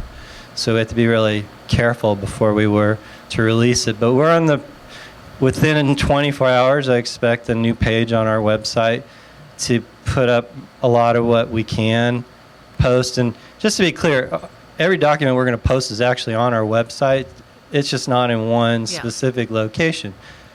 And also, Joe and I had an exchange today by email. For a while, we've been hearing they want to see the parking study, but then today I learned there's underlying very specific questions about parking. And I actually don't want to just necessarily say to the public, here's a parking document, because there is no overriding parking study. But there's all these different documents that talk about parking. I think now that I've seen one of the questions that they're hearing, I'd like an opportunity to do a Q&A sheet with the foundation, because Great idea. Right. the problem is the question he showed me, the answers are found in 4 documents. And I don't really want to tell some poor member of the public, here's 4 documents, 2 of which cumulatively are 600 pages, and good luck interpreting what all these engineers and planners were trying to say 10 years ago. We get paid to turn some of that stuff into layman's English, and we'd be happy to do that with links to the appropriate documents for folks who do want to go read that sort of thing. Great. That's a great idea, Dan. All right, any more questions, Catherine, for now? Well, I'd love to return to one of the slides where you have the role for partners, but we can do that in a little later. Oh, that was, I just don't want to get too far out there. Yeah. Get a chance to back up. I want to save that for a little later. oh, okay. Okay. Other questions? I think Dan Hilmer has some questions. Before we get into detailed discussions about what materials are reusable, I just want to comment, I don't believe that we're in a position to have kind of an a la carte approach to the work products previously produced as a way forward. It's just not going to be the way this works, especially given your last 3 bullets on this slide that make serious adjustments to the budget, phasing, and the way the city is related to the project. Those things are going to affect the economics and programming of how we approach this, and I think it deserves certainly a focused follow-up discussion outside of this work session, rather than getting into detailed discussion about what work products we can reuse, because I just don't see the connection right now. Well, there are 2 parts of the puzzle. One is when people ask us, was the $500,000 spent on the original master plan and the architectural work after that, is that all being thrown away? And we were told to respond, no, we're reusing significant portions. And so then people say, for example, what about, and then they have a list of questions. So the first question is any of that reusable at all? Now, you all may decide at some point in this process not to reuse any of it. But right now, the position that the city and the work group and the foundation have had is, yes, some portion of it's being reused, and we just need to get the documents and, frankly, an interpretation out so people can understand it. Because without that, two things happen. One, it feeds rumor, and it also compounds this feeling that that earlier effort was for naught. a waste of time, right? Yeah. Here's my point. My point is one of the alternatives that we may end up considering is issuing a request for proposals from developers. And the developers any developer that we would hope to collaborate with, a private developer, would have certain expectations about how we approach this. And I think that discussion is more valuable actually right now than what illustrations go out in your interviews. Actually, we're not talking about that anymore, Councilman Hilmer. What we're talking about is the specific question on the table with many voters is any of the work that was previously done going to be reused, or are we throwing it all away? Maybe. Two, well, at this point, that decision hasn't been made. And two, the need for new architectural work is because the old images do not fit the current master plan phased to fit the culture and the look of the community and to build a smaller scale library only and commons facility. You all could change the scope of that, at which point you'd need new drawings if you want to raise funds. But where we are right now, given the terms of engagement that we have at the present time, this is what we need to be successful. If you engage a private developer and some of these parameters change, then you probably will need a new parking study and traffic and lighting and noise, but that's in the future. And you're open to that, aren't you, Joe? I mean, that's something, if that's an option. Well, so when you get to this page, there are basically three ways to do 7.5 million. One is debt, right? Property tax and debt. Two is partnering, and within partnering, there are two options. One is with another government agency or with a private developer. So the city has a decision tree to go through after they say, yes, we want to finance the 7.5 million. You have at least three ways to get there from here. But what the market needs to hear is that you're committed to doing that. Because right now, they don't believe you're committed. Which market are you referring to? The donor market. The major donor market. Donor market. And the public, In for the that event matter. we were to develop an economically feasible project that may include the components or significant amounts of the components that are in the program we're talking about, plus some other program elements that may benefit a full economic feasible project for a private developer. It may include other things in addition to those things you're describing. That's true. This could change depending upon how you handle the last bullet. And everybody understands that. But So the market that we may be most sensitive to at some point might be the donor market plus other markets. Absolutely. I think you're being obsequious about this. We have. No, I'm saying we might be able to repackage these things such that we create win-wins and can create the financing strategy we need by talking to private collaborator, maybe development partners. Right. So to go back to my earlier statement, to my knowledge, there's three ways for the city to get to 7.5 million. a debt instrument or partnering. Within partnering, you have two options, other government agencies or private developers. If someone has a third approach, I'm open. All I'm saying is for us to raise money, I need you to get to 7.5 however you get there.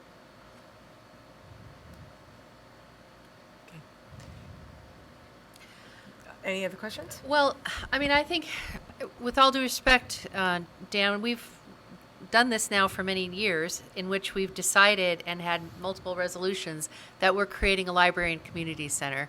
And I know what those mean. It's Right. not a park. It's not. I know what that means, because all libraries are now community centers. The modern ones are. So I can say that unequivocally. Right.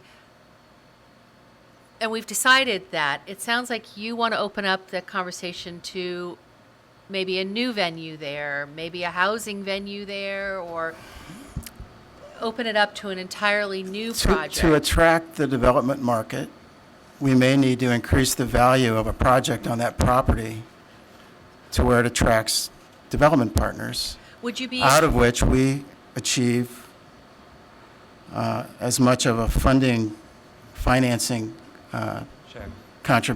or and then partnership value as we can. can you imagine that that is a phase 2 opportunity after the phase 1, which I feel like we've committed to phase 1, or at least we've committed to a library and community center? Well, I think talking to the development community would be the first step to find out feasibility in that market.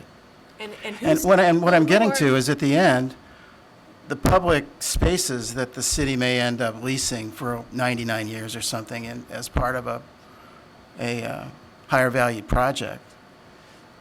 The donors may be very valuable in helping create an endowment and improvement, donations to help fund the improvements for those spaces. All these things that we're describing are still possible. It's just we need to create a feasible environment in which everything can I have a question. function. Councilman Himmler, who's going to these developers? Who's? Well, I think a request for proposal created and issued would be a process we could consider, that it would include the public elements that we would want, plus anything else that might attract the development community to that, to see working with us on that property. And Dan A Schwartz? mixed-use project that might include, they might come up with ideas we haven't thought of But yet. the end result is this goes 5 more, 6 more, 10 more years down the road. And I think we have to balance that with community expectations and commitment and funding for what looks like the feasibility has shown needs to be a phased-in project. Well, I think the economics of it need to be determined now, because as we heard earlier in the unfunded capital project discussion, we need to put things in their proper priority so that we can achieve all these things. Well, can I make a comment on that? First off, personally, I believe that the library is a public safety problem because we've got hundreds of children a week and seniors coming in through this building that's not seismically safe, no sprinklers. It would be very difficult to evacuate. So our foundation has a sense of urgency based on public safety.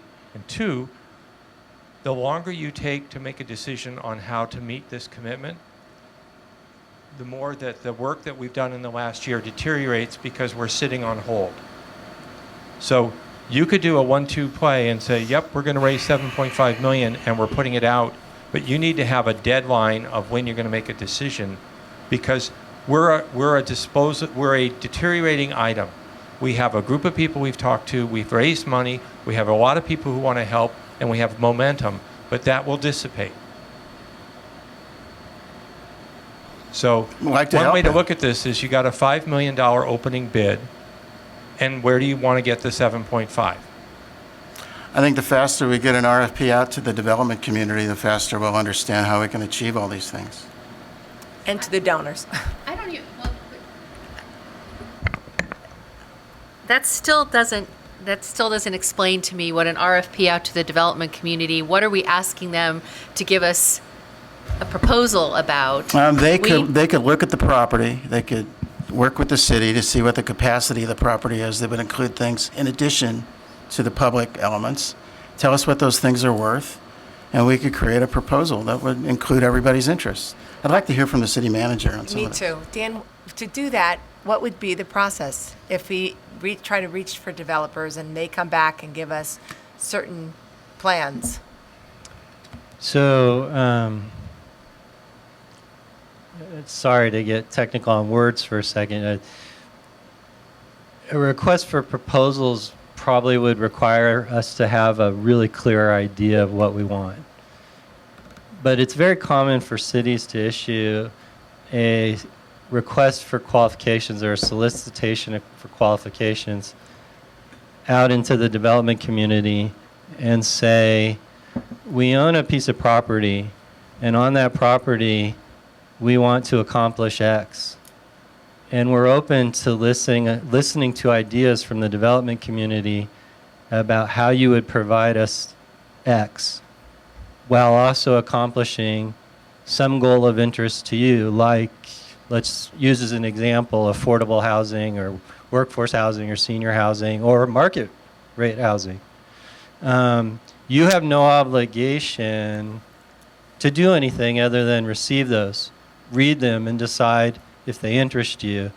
So from my perspective, what Councilmember Hilmer's talking about is not incompatible, and I'm sorry for the double negative, with what Joe Jennings is telling you. I think you could continue to evaluate a way to come up with an amount of money to contribute to a phase one of the current adopted master plan description of a project on the property, while in concert asking the development community, is there anybody out there who would be interested in doing something a little different as long as we get a library with meeting rooms out of the deal?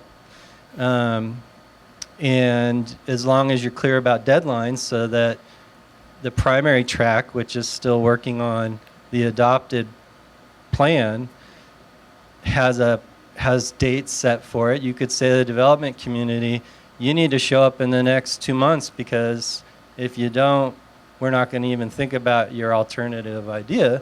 But to Councilmember Hilmer's point, and I know the city attorney couldn't be here tonight, he and I have done these documents before, and sometimes it's pretty surprising what a motivated developer will tell you they'll come up with. One thing no one in this room, for example, or maybe there's people here I don't know about, are experts in where all the hidden pots of financing are that do these types of projects. That's not my expertise, but I'm familiar with the fact that some of those vehicles exist. But there are developers out there who constantly leverage those sorts of things, and they might have an idea that occurs to them seeing that document. So I guess my conclusion is I don't think you need to necessarily stop one process to allow the other one to take place. And if a developer did walk in and said, we'll build you a 12,000 square foot library, and if you'll let us do this, that might be an interesting discussion to have. So thank you for that. But if we do that, do we have to restart the whole master plan again? I mean, we'd have to reach out to the public to make sure this is acceptable and what their desires. Well, again, you don't have a commitment, but if a developer showed up and actually sketched out a vision document for you and said, I'll figure out a way to build you this, and here's how I do it, that's your thing to ask the community. Do you support that? And just to clarify, everything you just described is merely a process where we would invite expressions of interest to take things in one direction or another without any obligation or commitment on our part to act on what we hear. If we hear something great, that we'll take that into account. Yeah, and this is a very common practice. And the development community is familiar with this practice and understands and we'll put in the document, the city's entertaining this idea, the one we have an adopted master plan for, and we're on this timetable, but we're open to hearing alternative ideas if you can deliver them by a certain deadline. Yes. So I don't think they're mutually exclusive. Okay. Thanks, Dan.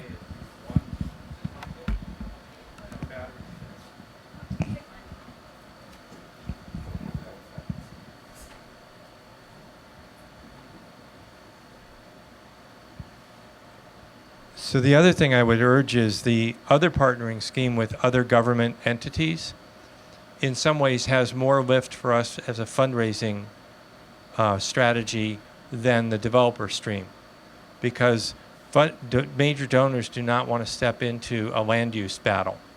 So if you reopen the master plan and that becomes contentious, that could affect our fundraising. If you partner with another government agency and do what you were going to do anyway, it's less contentious at a land use planning level. So there's some subtleties there that I think in a later meeting we could talk through. But the reality is the window for alternatives, partnering strategies, government or private agents or private developers should be the same, and you should try and get people in the door together. When you say partner with another government entity, are you referring to the county? Or the school districts may have interest to I do see. something with the land. All right, so this is a work study, but I think we need to give the LLCC Foundation some leadway and direction. And I also think we need to continue having this discussion on and as an agenda items. Do you want to lead us to a certain direction, Dan? Well, I will. I think I'll do it a little bit in reverse order. I've already told you I think I could take direction and do some form of RFQ that would not interfere with this process. The comment about public entities, I want to remind the council we actually had a lot of talks with the county many years ago. And it's pretty challenging to meet their needs and our needs on that property, which doesn't eliminate having a discussion with them, but the type of facility the county is hoping to accomplish exceeds, I think, the capacity of that property. That does, so we'd have to revisit that and have a different kind of conversation.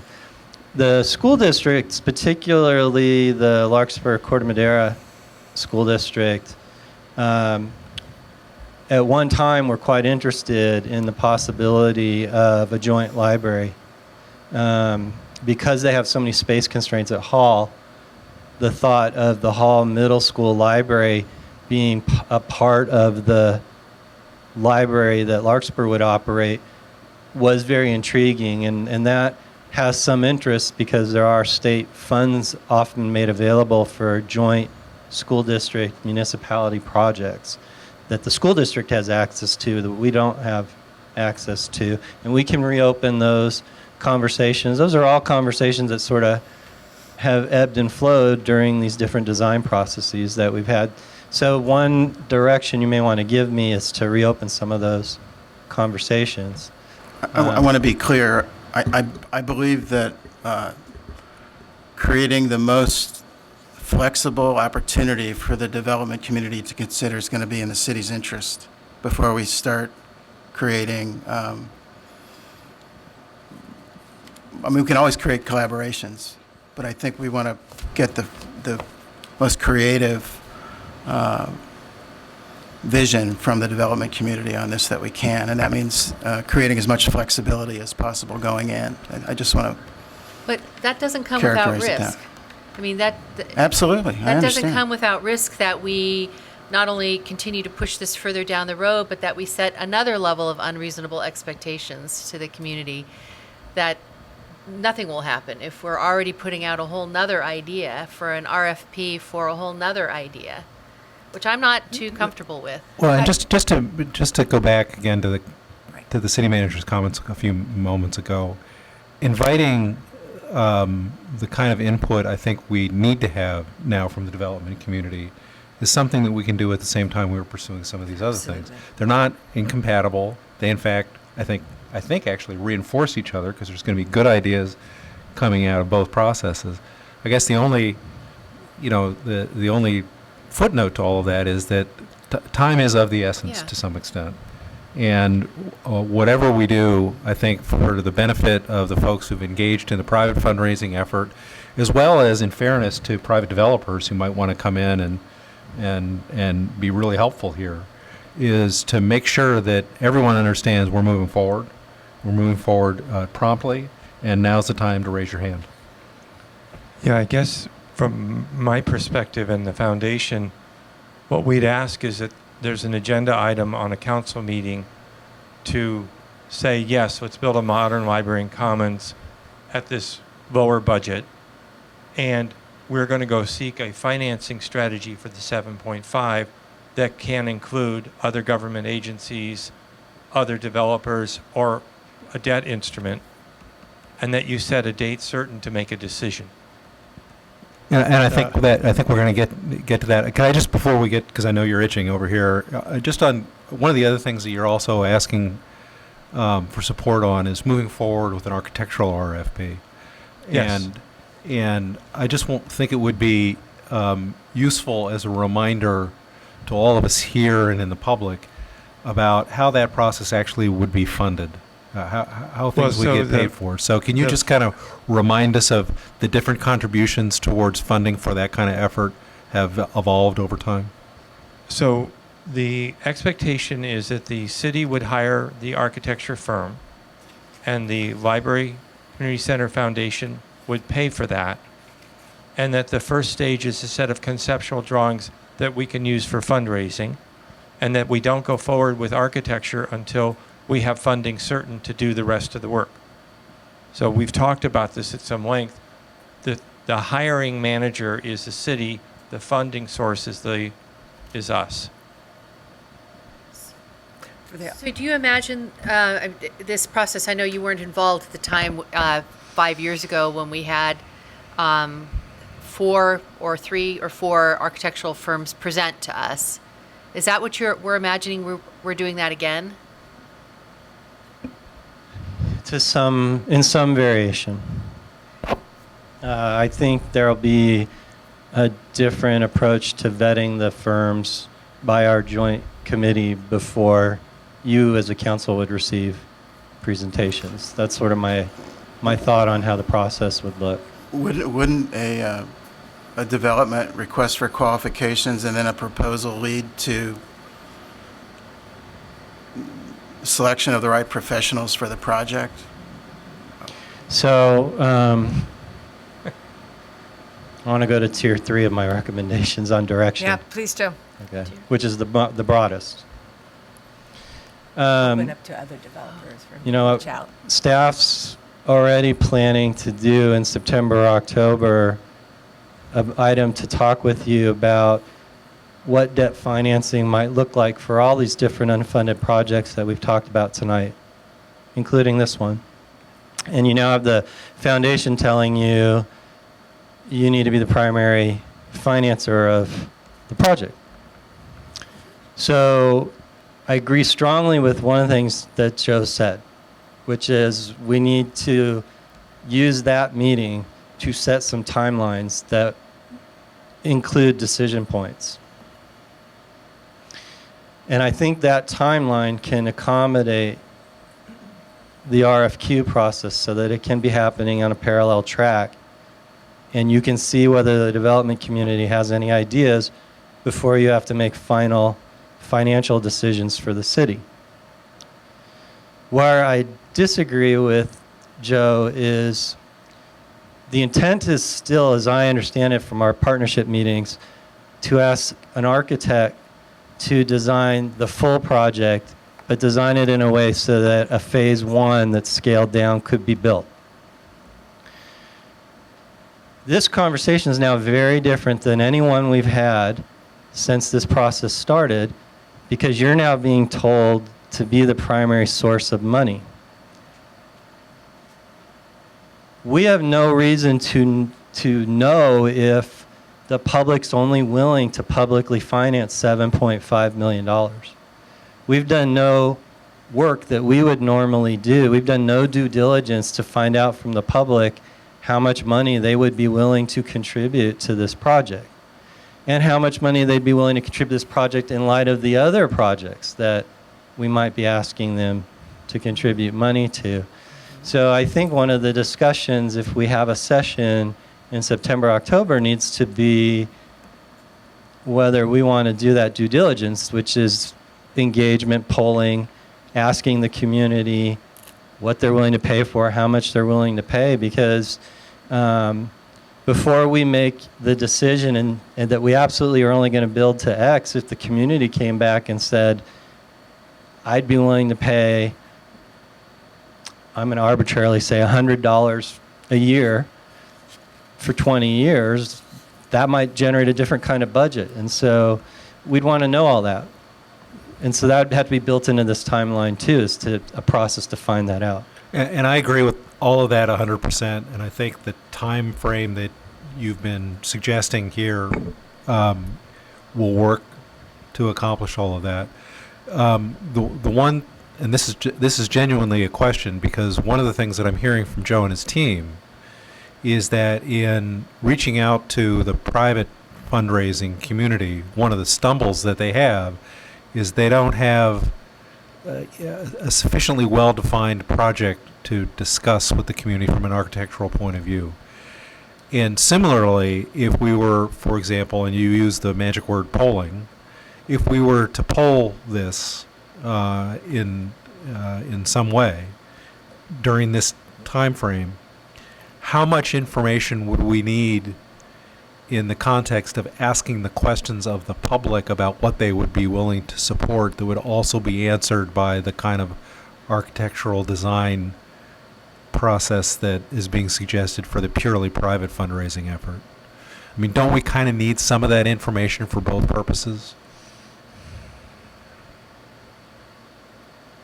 Yeah, I mean, I agree. And we can lay out a process to work on collecting all of that So feedback. to me, that's really a question of the scope, what would be requested in the RFP, and making sure that we're careful in delineating that scope so that we don't get crosswise with the different avenues of funding that we want to explore. But I think that's a scoping issue more than anything else, and I think it's completely doable. Joe? So I think if this ends up being the totality of my direction, which is sort of these three prongs, I need to come back fairly soon with sort of a sketch of what the process timelines look like, because I need a little time to map that out, talk to the staff. So I think at the next, not next week, but a meeting in September, we could give you a rough idea of what our timelines. Financing. Well, two things. I mean, I think we first need to tell you what we think these look like on these parallel tracks and how we would line them up, so you could have all the information come in a way that you would feel comfortable you had made the best decision for where you wanted to go in the most timely manner.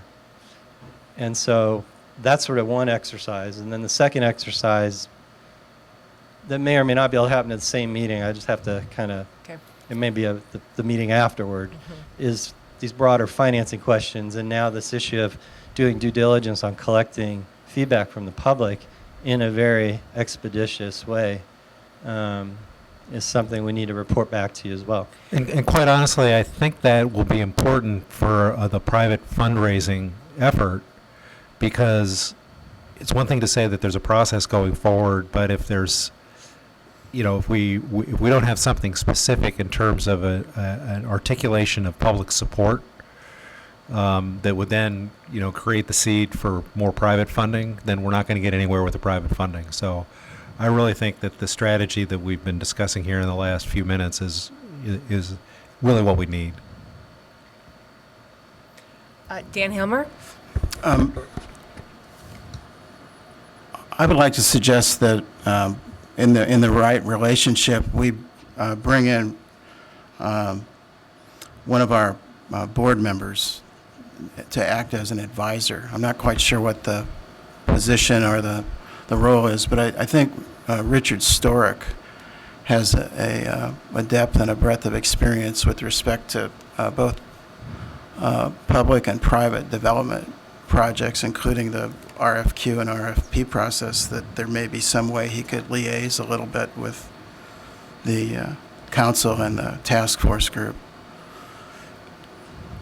I leave that discussion to the council. I just want to add that to the conversation because I think he would bring decades of experience with this sort of work We can all set up a date with to him. help us Yeah. out. And he can meet Joe. Joe, what do you want to say? I'd like to leave the council now, the dais, and go to the public. I think the only comment I have with what Dan, You need to I speak agree, louder, Joe. I agree with everything Dan said except one thing. If we do this phase one shrunken design, smaller footprint, I don't know, depending upon how we do this, whether we want to show the whole facility and we're doing this now, or we're just doing this now. I think we should talk about it in the working group and have our fundraising council come in to talk about that, because I'm not sure I have an idea. how to think about that yet, Dan. I think if you could show character illustrations of the spaces that include the qualities and the some of the features that people are describing that they would like, and don't show those things that we might be including. Don't show the whole site. Don't show other things that would preclude showing phases.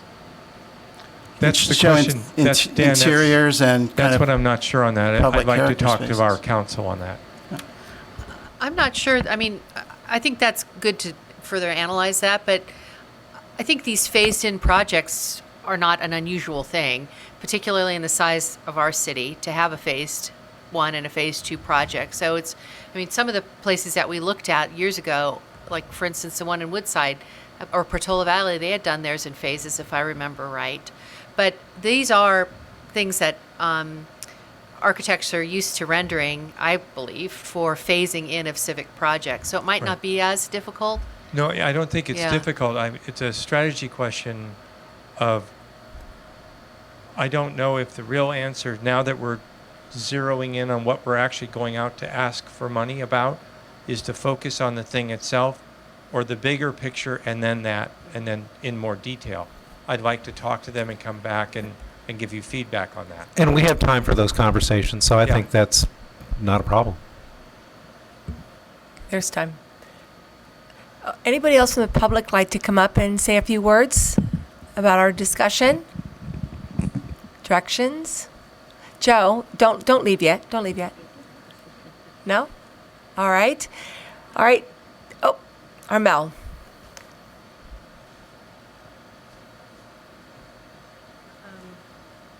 The one loudly. The one thing from listening to all the people who have come to the meetings that we've had and putting down their question and their concern, and that came was a matter of trust.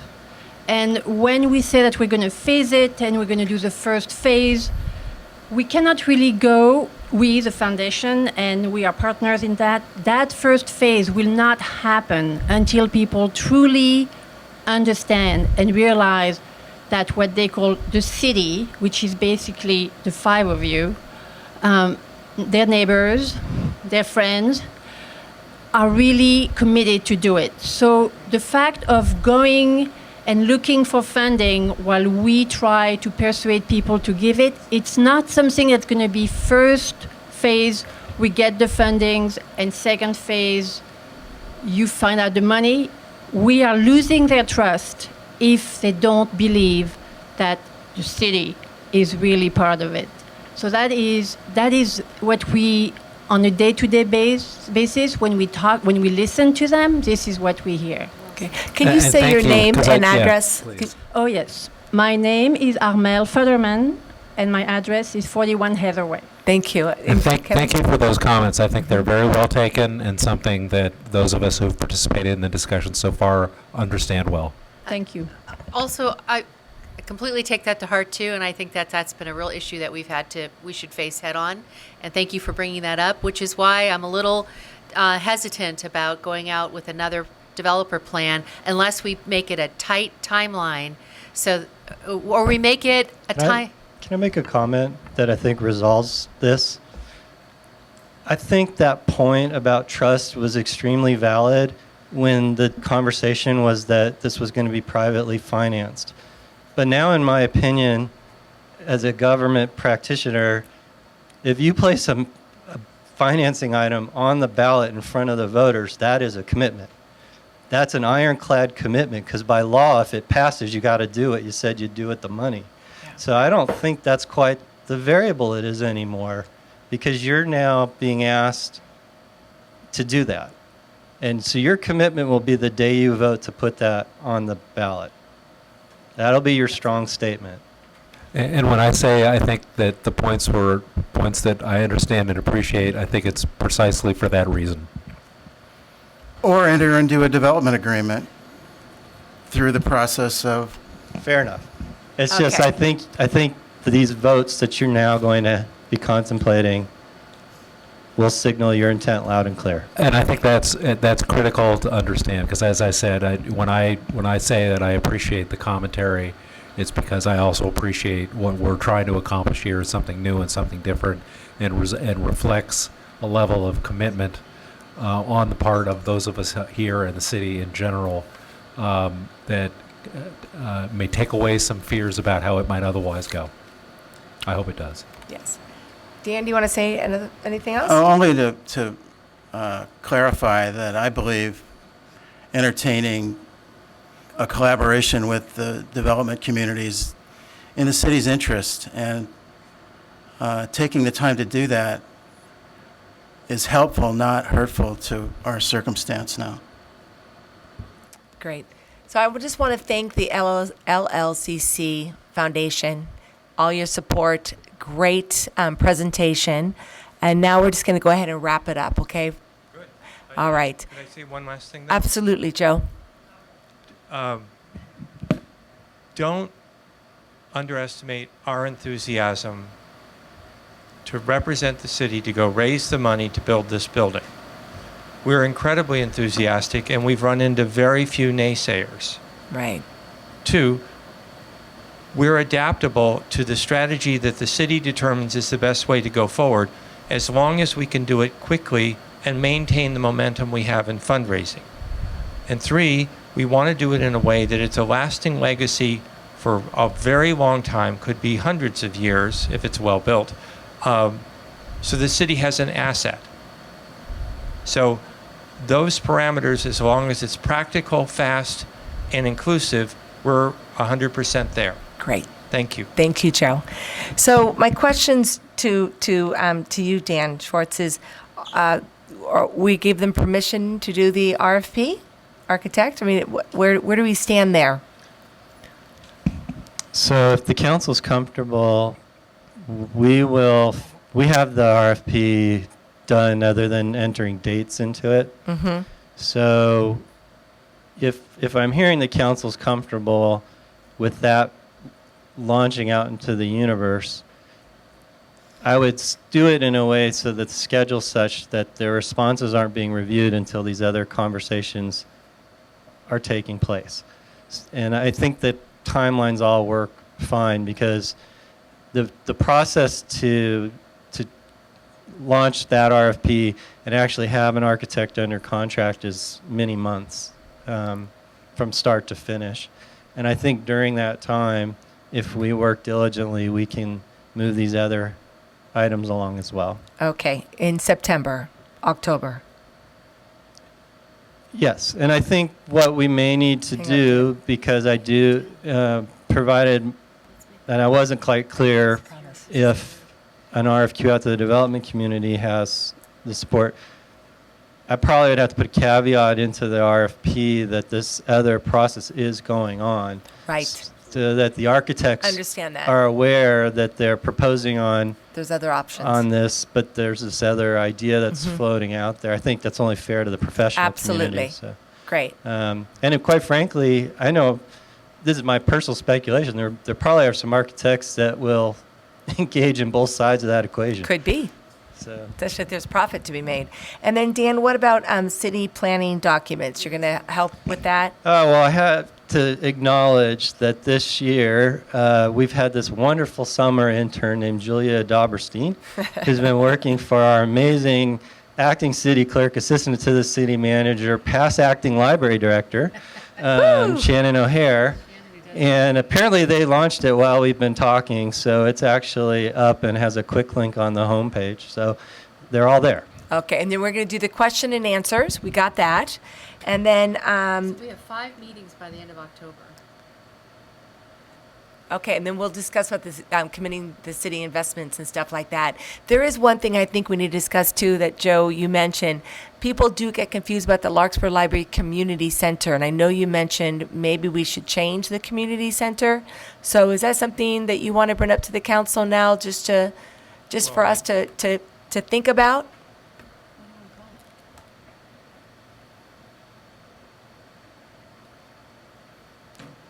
Just the new Larkspur Library. The new Larkspur Library at the Commons. Okay. Any questions about the sign? Council members? Is that consistent with everything that's taken place Yes. to date? It's mean, is- more than consistent. It's foreshadowing. So this is just for the sign, you're not changing? Yes. Okay. But also, when you look at that string of decisions, let's So narrow the we're not going to get a focus. phone call complaining of that there's not a community center described in. You may get a phone call. I got emails that some realtor had put a sign on the property today for a house sale, but people saw. thought the whole piece of land was for I sale. got that too. So I Right. can't protect you from those phone calls. But this is indicative of we're narrowing the scope, we're focusing on the library, and this is where the future home of it will be. And this starts to build support and trust. Yeah. And can you make the website a little larger, Joe? Because people are going to be driving by. Is it larger? We'll do whatever the city says is safe. Okay. All right. All right. Okay, so Could we have a lengthy discussion about your fonts? Sure. Okay. so can you just read it what's all over? Can you reiterate? Oh, and we're She'd paying like for me to this, so you're reiterate. not. Just the agenda items. Just tick it off, 1, 2, 3, 4, 5, what we've. Okay, item 1 is going to be to sketch out timelines for the following processes. The issuance of an RFP to solicit an architect to prepare either just this phase one or the full project, and we're going to have a future conversation in our working group about that. Got that. So that conversation probably has to happen next week so we can get the RFP out the door. Okay.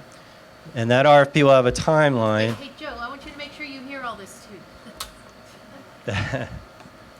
I just want to sit still for a minute. That's okay. I happen to know who's the note taker in his group, so someone else is paying a lot of attention. And so that RFP will be created in a way that the schedule gives us enough time to complete the other work I got direction on this evening. Okay. That other work includes, as soon as possible in September, October, scheduling an item for the council that talks about the various major items of that are unfunded, And now we're going to put. including a prominent discussion about this item, and how we're going to fund them, and whether that funding involves asking the voters for support. Okay. And so that conversation will also involve likely direction from you to give me a budget to go do the types of due diligence practices that probably includes a poll, Yep. survey, and community engagement that would get us a sense of what people do support and what costs they might be willing to support. And that may be just about this project, or it may have to be a cumulative discussion about a fund to deal with all of them. Some of our neighbors have been doing that. They've just been saying, we've got 4 buildings we need to deal with. Let's deal with them.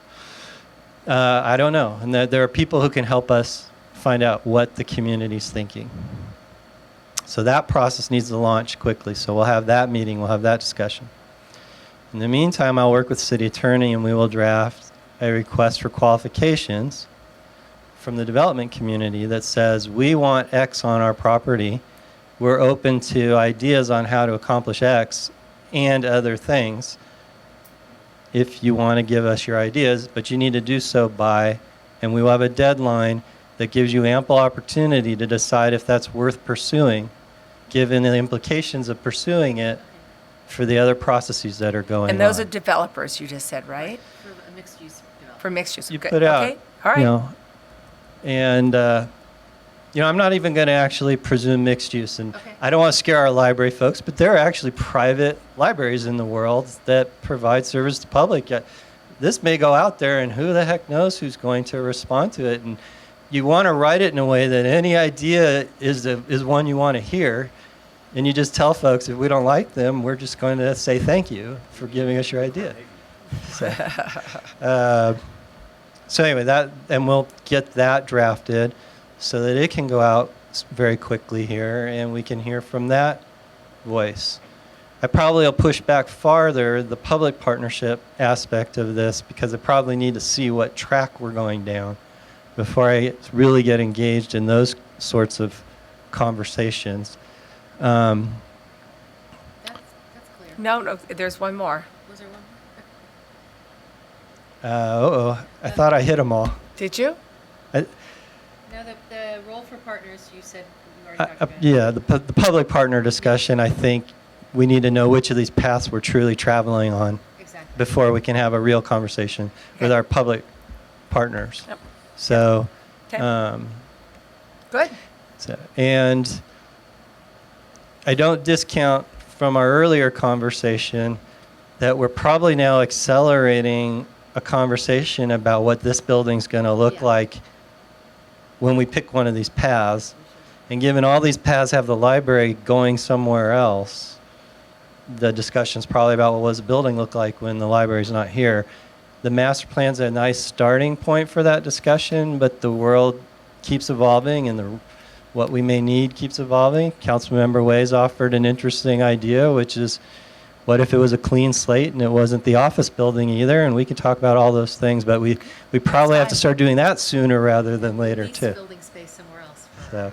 Yeah. Oh, boy, lots of discussion for the future. Good stuff. And I know, anything else, Dan? That's it. I'm done. Okay, thank you. Nice wrapping it up. Joe? So the only question I have is, if there is a chance for other government partnerships,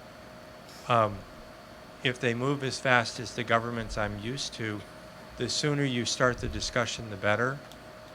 And I'm not sure that I think that's the fourth step, Dan, that you No, but forgot. I think the thread that Dan's describing is debt or developer, and then against whichever of those two paths, government partnering, versus debt, government partnering, and developer. Yeah, I don't know if there's that, if there's, My question is there a equal process to drive trying to find if there is a viable government partnership to do in the time frame so that you bring it to the table when you have debt, government partnership, the and fourth developer option? Okay, that's something new. Well, No, isn't that really a question to ask the potential government partners? I mean, it seems to me that it's more from that point of view, something to inform folks about what we've discussed tonight. Let the school districts and the county know this is how we're moving forward. And if they have something that they want to say that they think can allow them to play a role in that, now's the time for them to step in. right, but Kevin, I think it was Dan Schwartz that mentioned he would be the one reaching out to the schools because there are grants that are involved, right? That's the conversation we had 5 years ago. Right. I don't know, the players have changed at the school district quite a bit. I doubt this is even on their radar at all. So I suppose to Councilmember Hara's point, we should at least sooner rather than later let them know this is floating out in the universe again as a conversation. Right, which Joe has. And that, he hasn't heard from the city. They haven't heard from the city, and I think they do need to hear from a representative of the city about that. But I think, Exactly. again, the message that I would suggest is not any kind of formal solicitation, but just as a point of information, this is a path that we are going down. It doesn't foreclose an opportunity for partnering with other government agencies. If you have any creative ideas that you want to offer to us to consider in that framework, please share them now. And Dan, I'd be happy to set all that up, to meet with you. Sure. Okay. All right. Good. We'll set that up. All right. Anything else, Council? I think that was very productive. Thank you. Thank you, everybody, for hanging and all your support and enthusiasm we have to get this library built. Appreciate it. All right, with that, before I adjourn, I want to say SMART is going to do an overnight track testing. It begins August the 23rd, and it's from 9:30 p.m. till 3:30 a.m.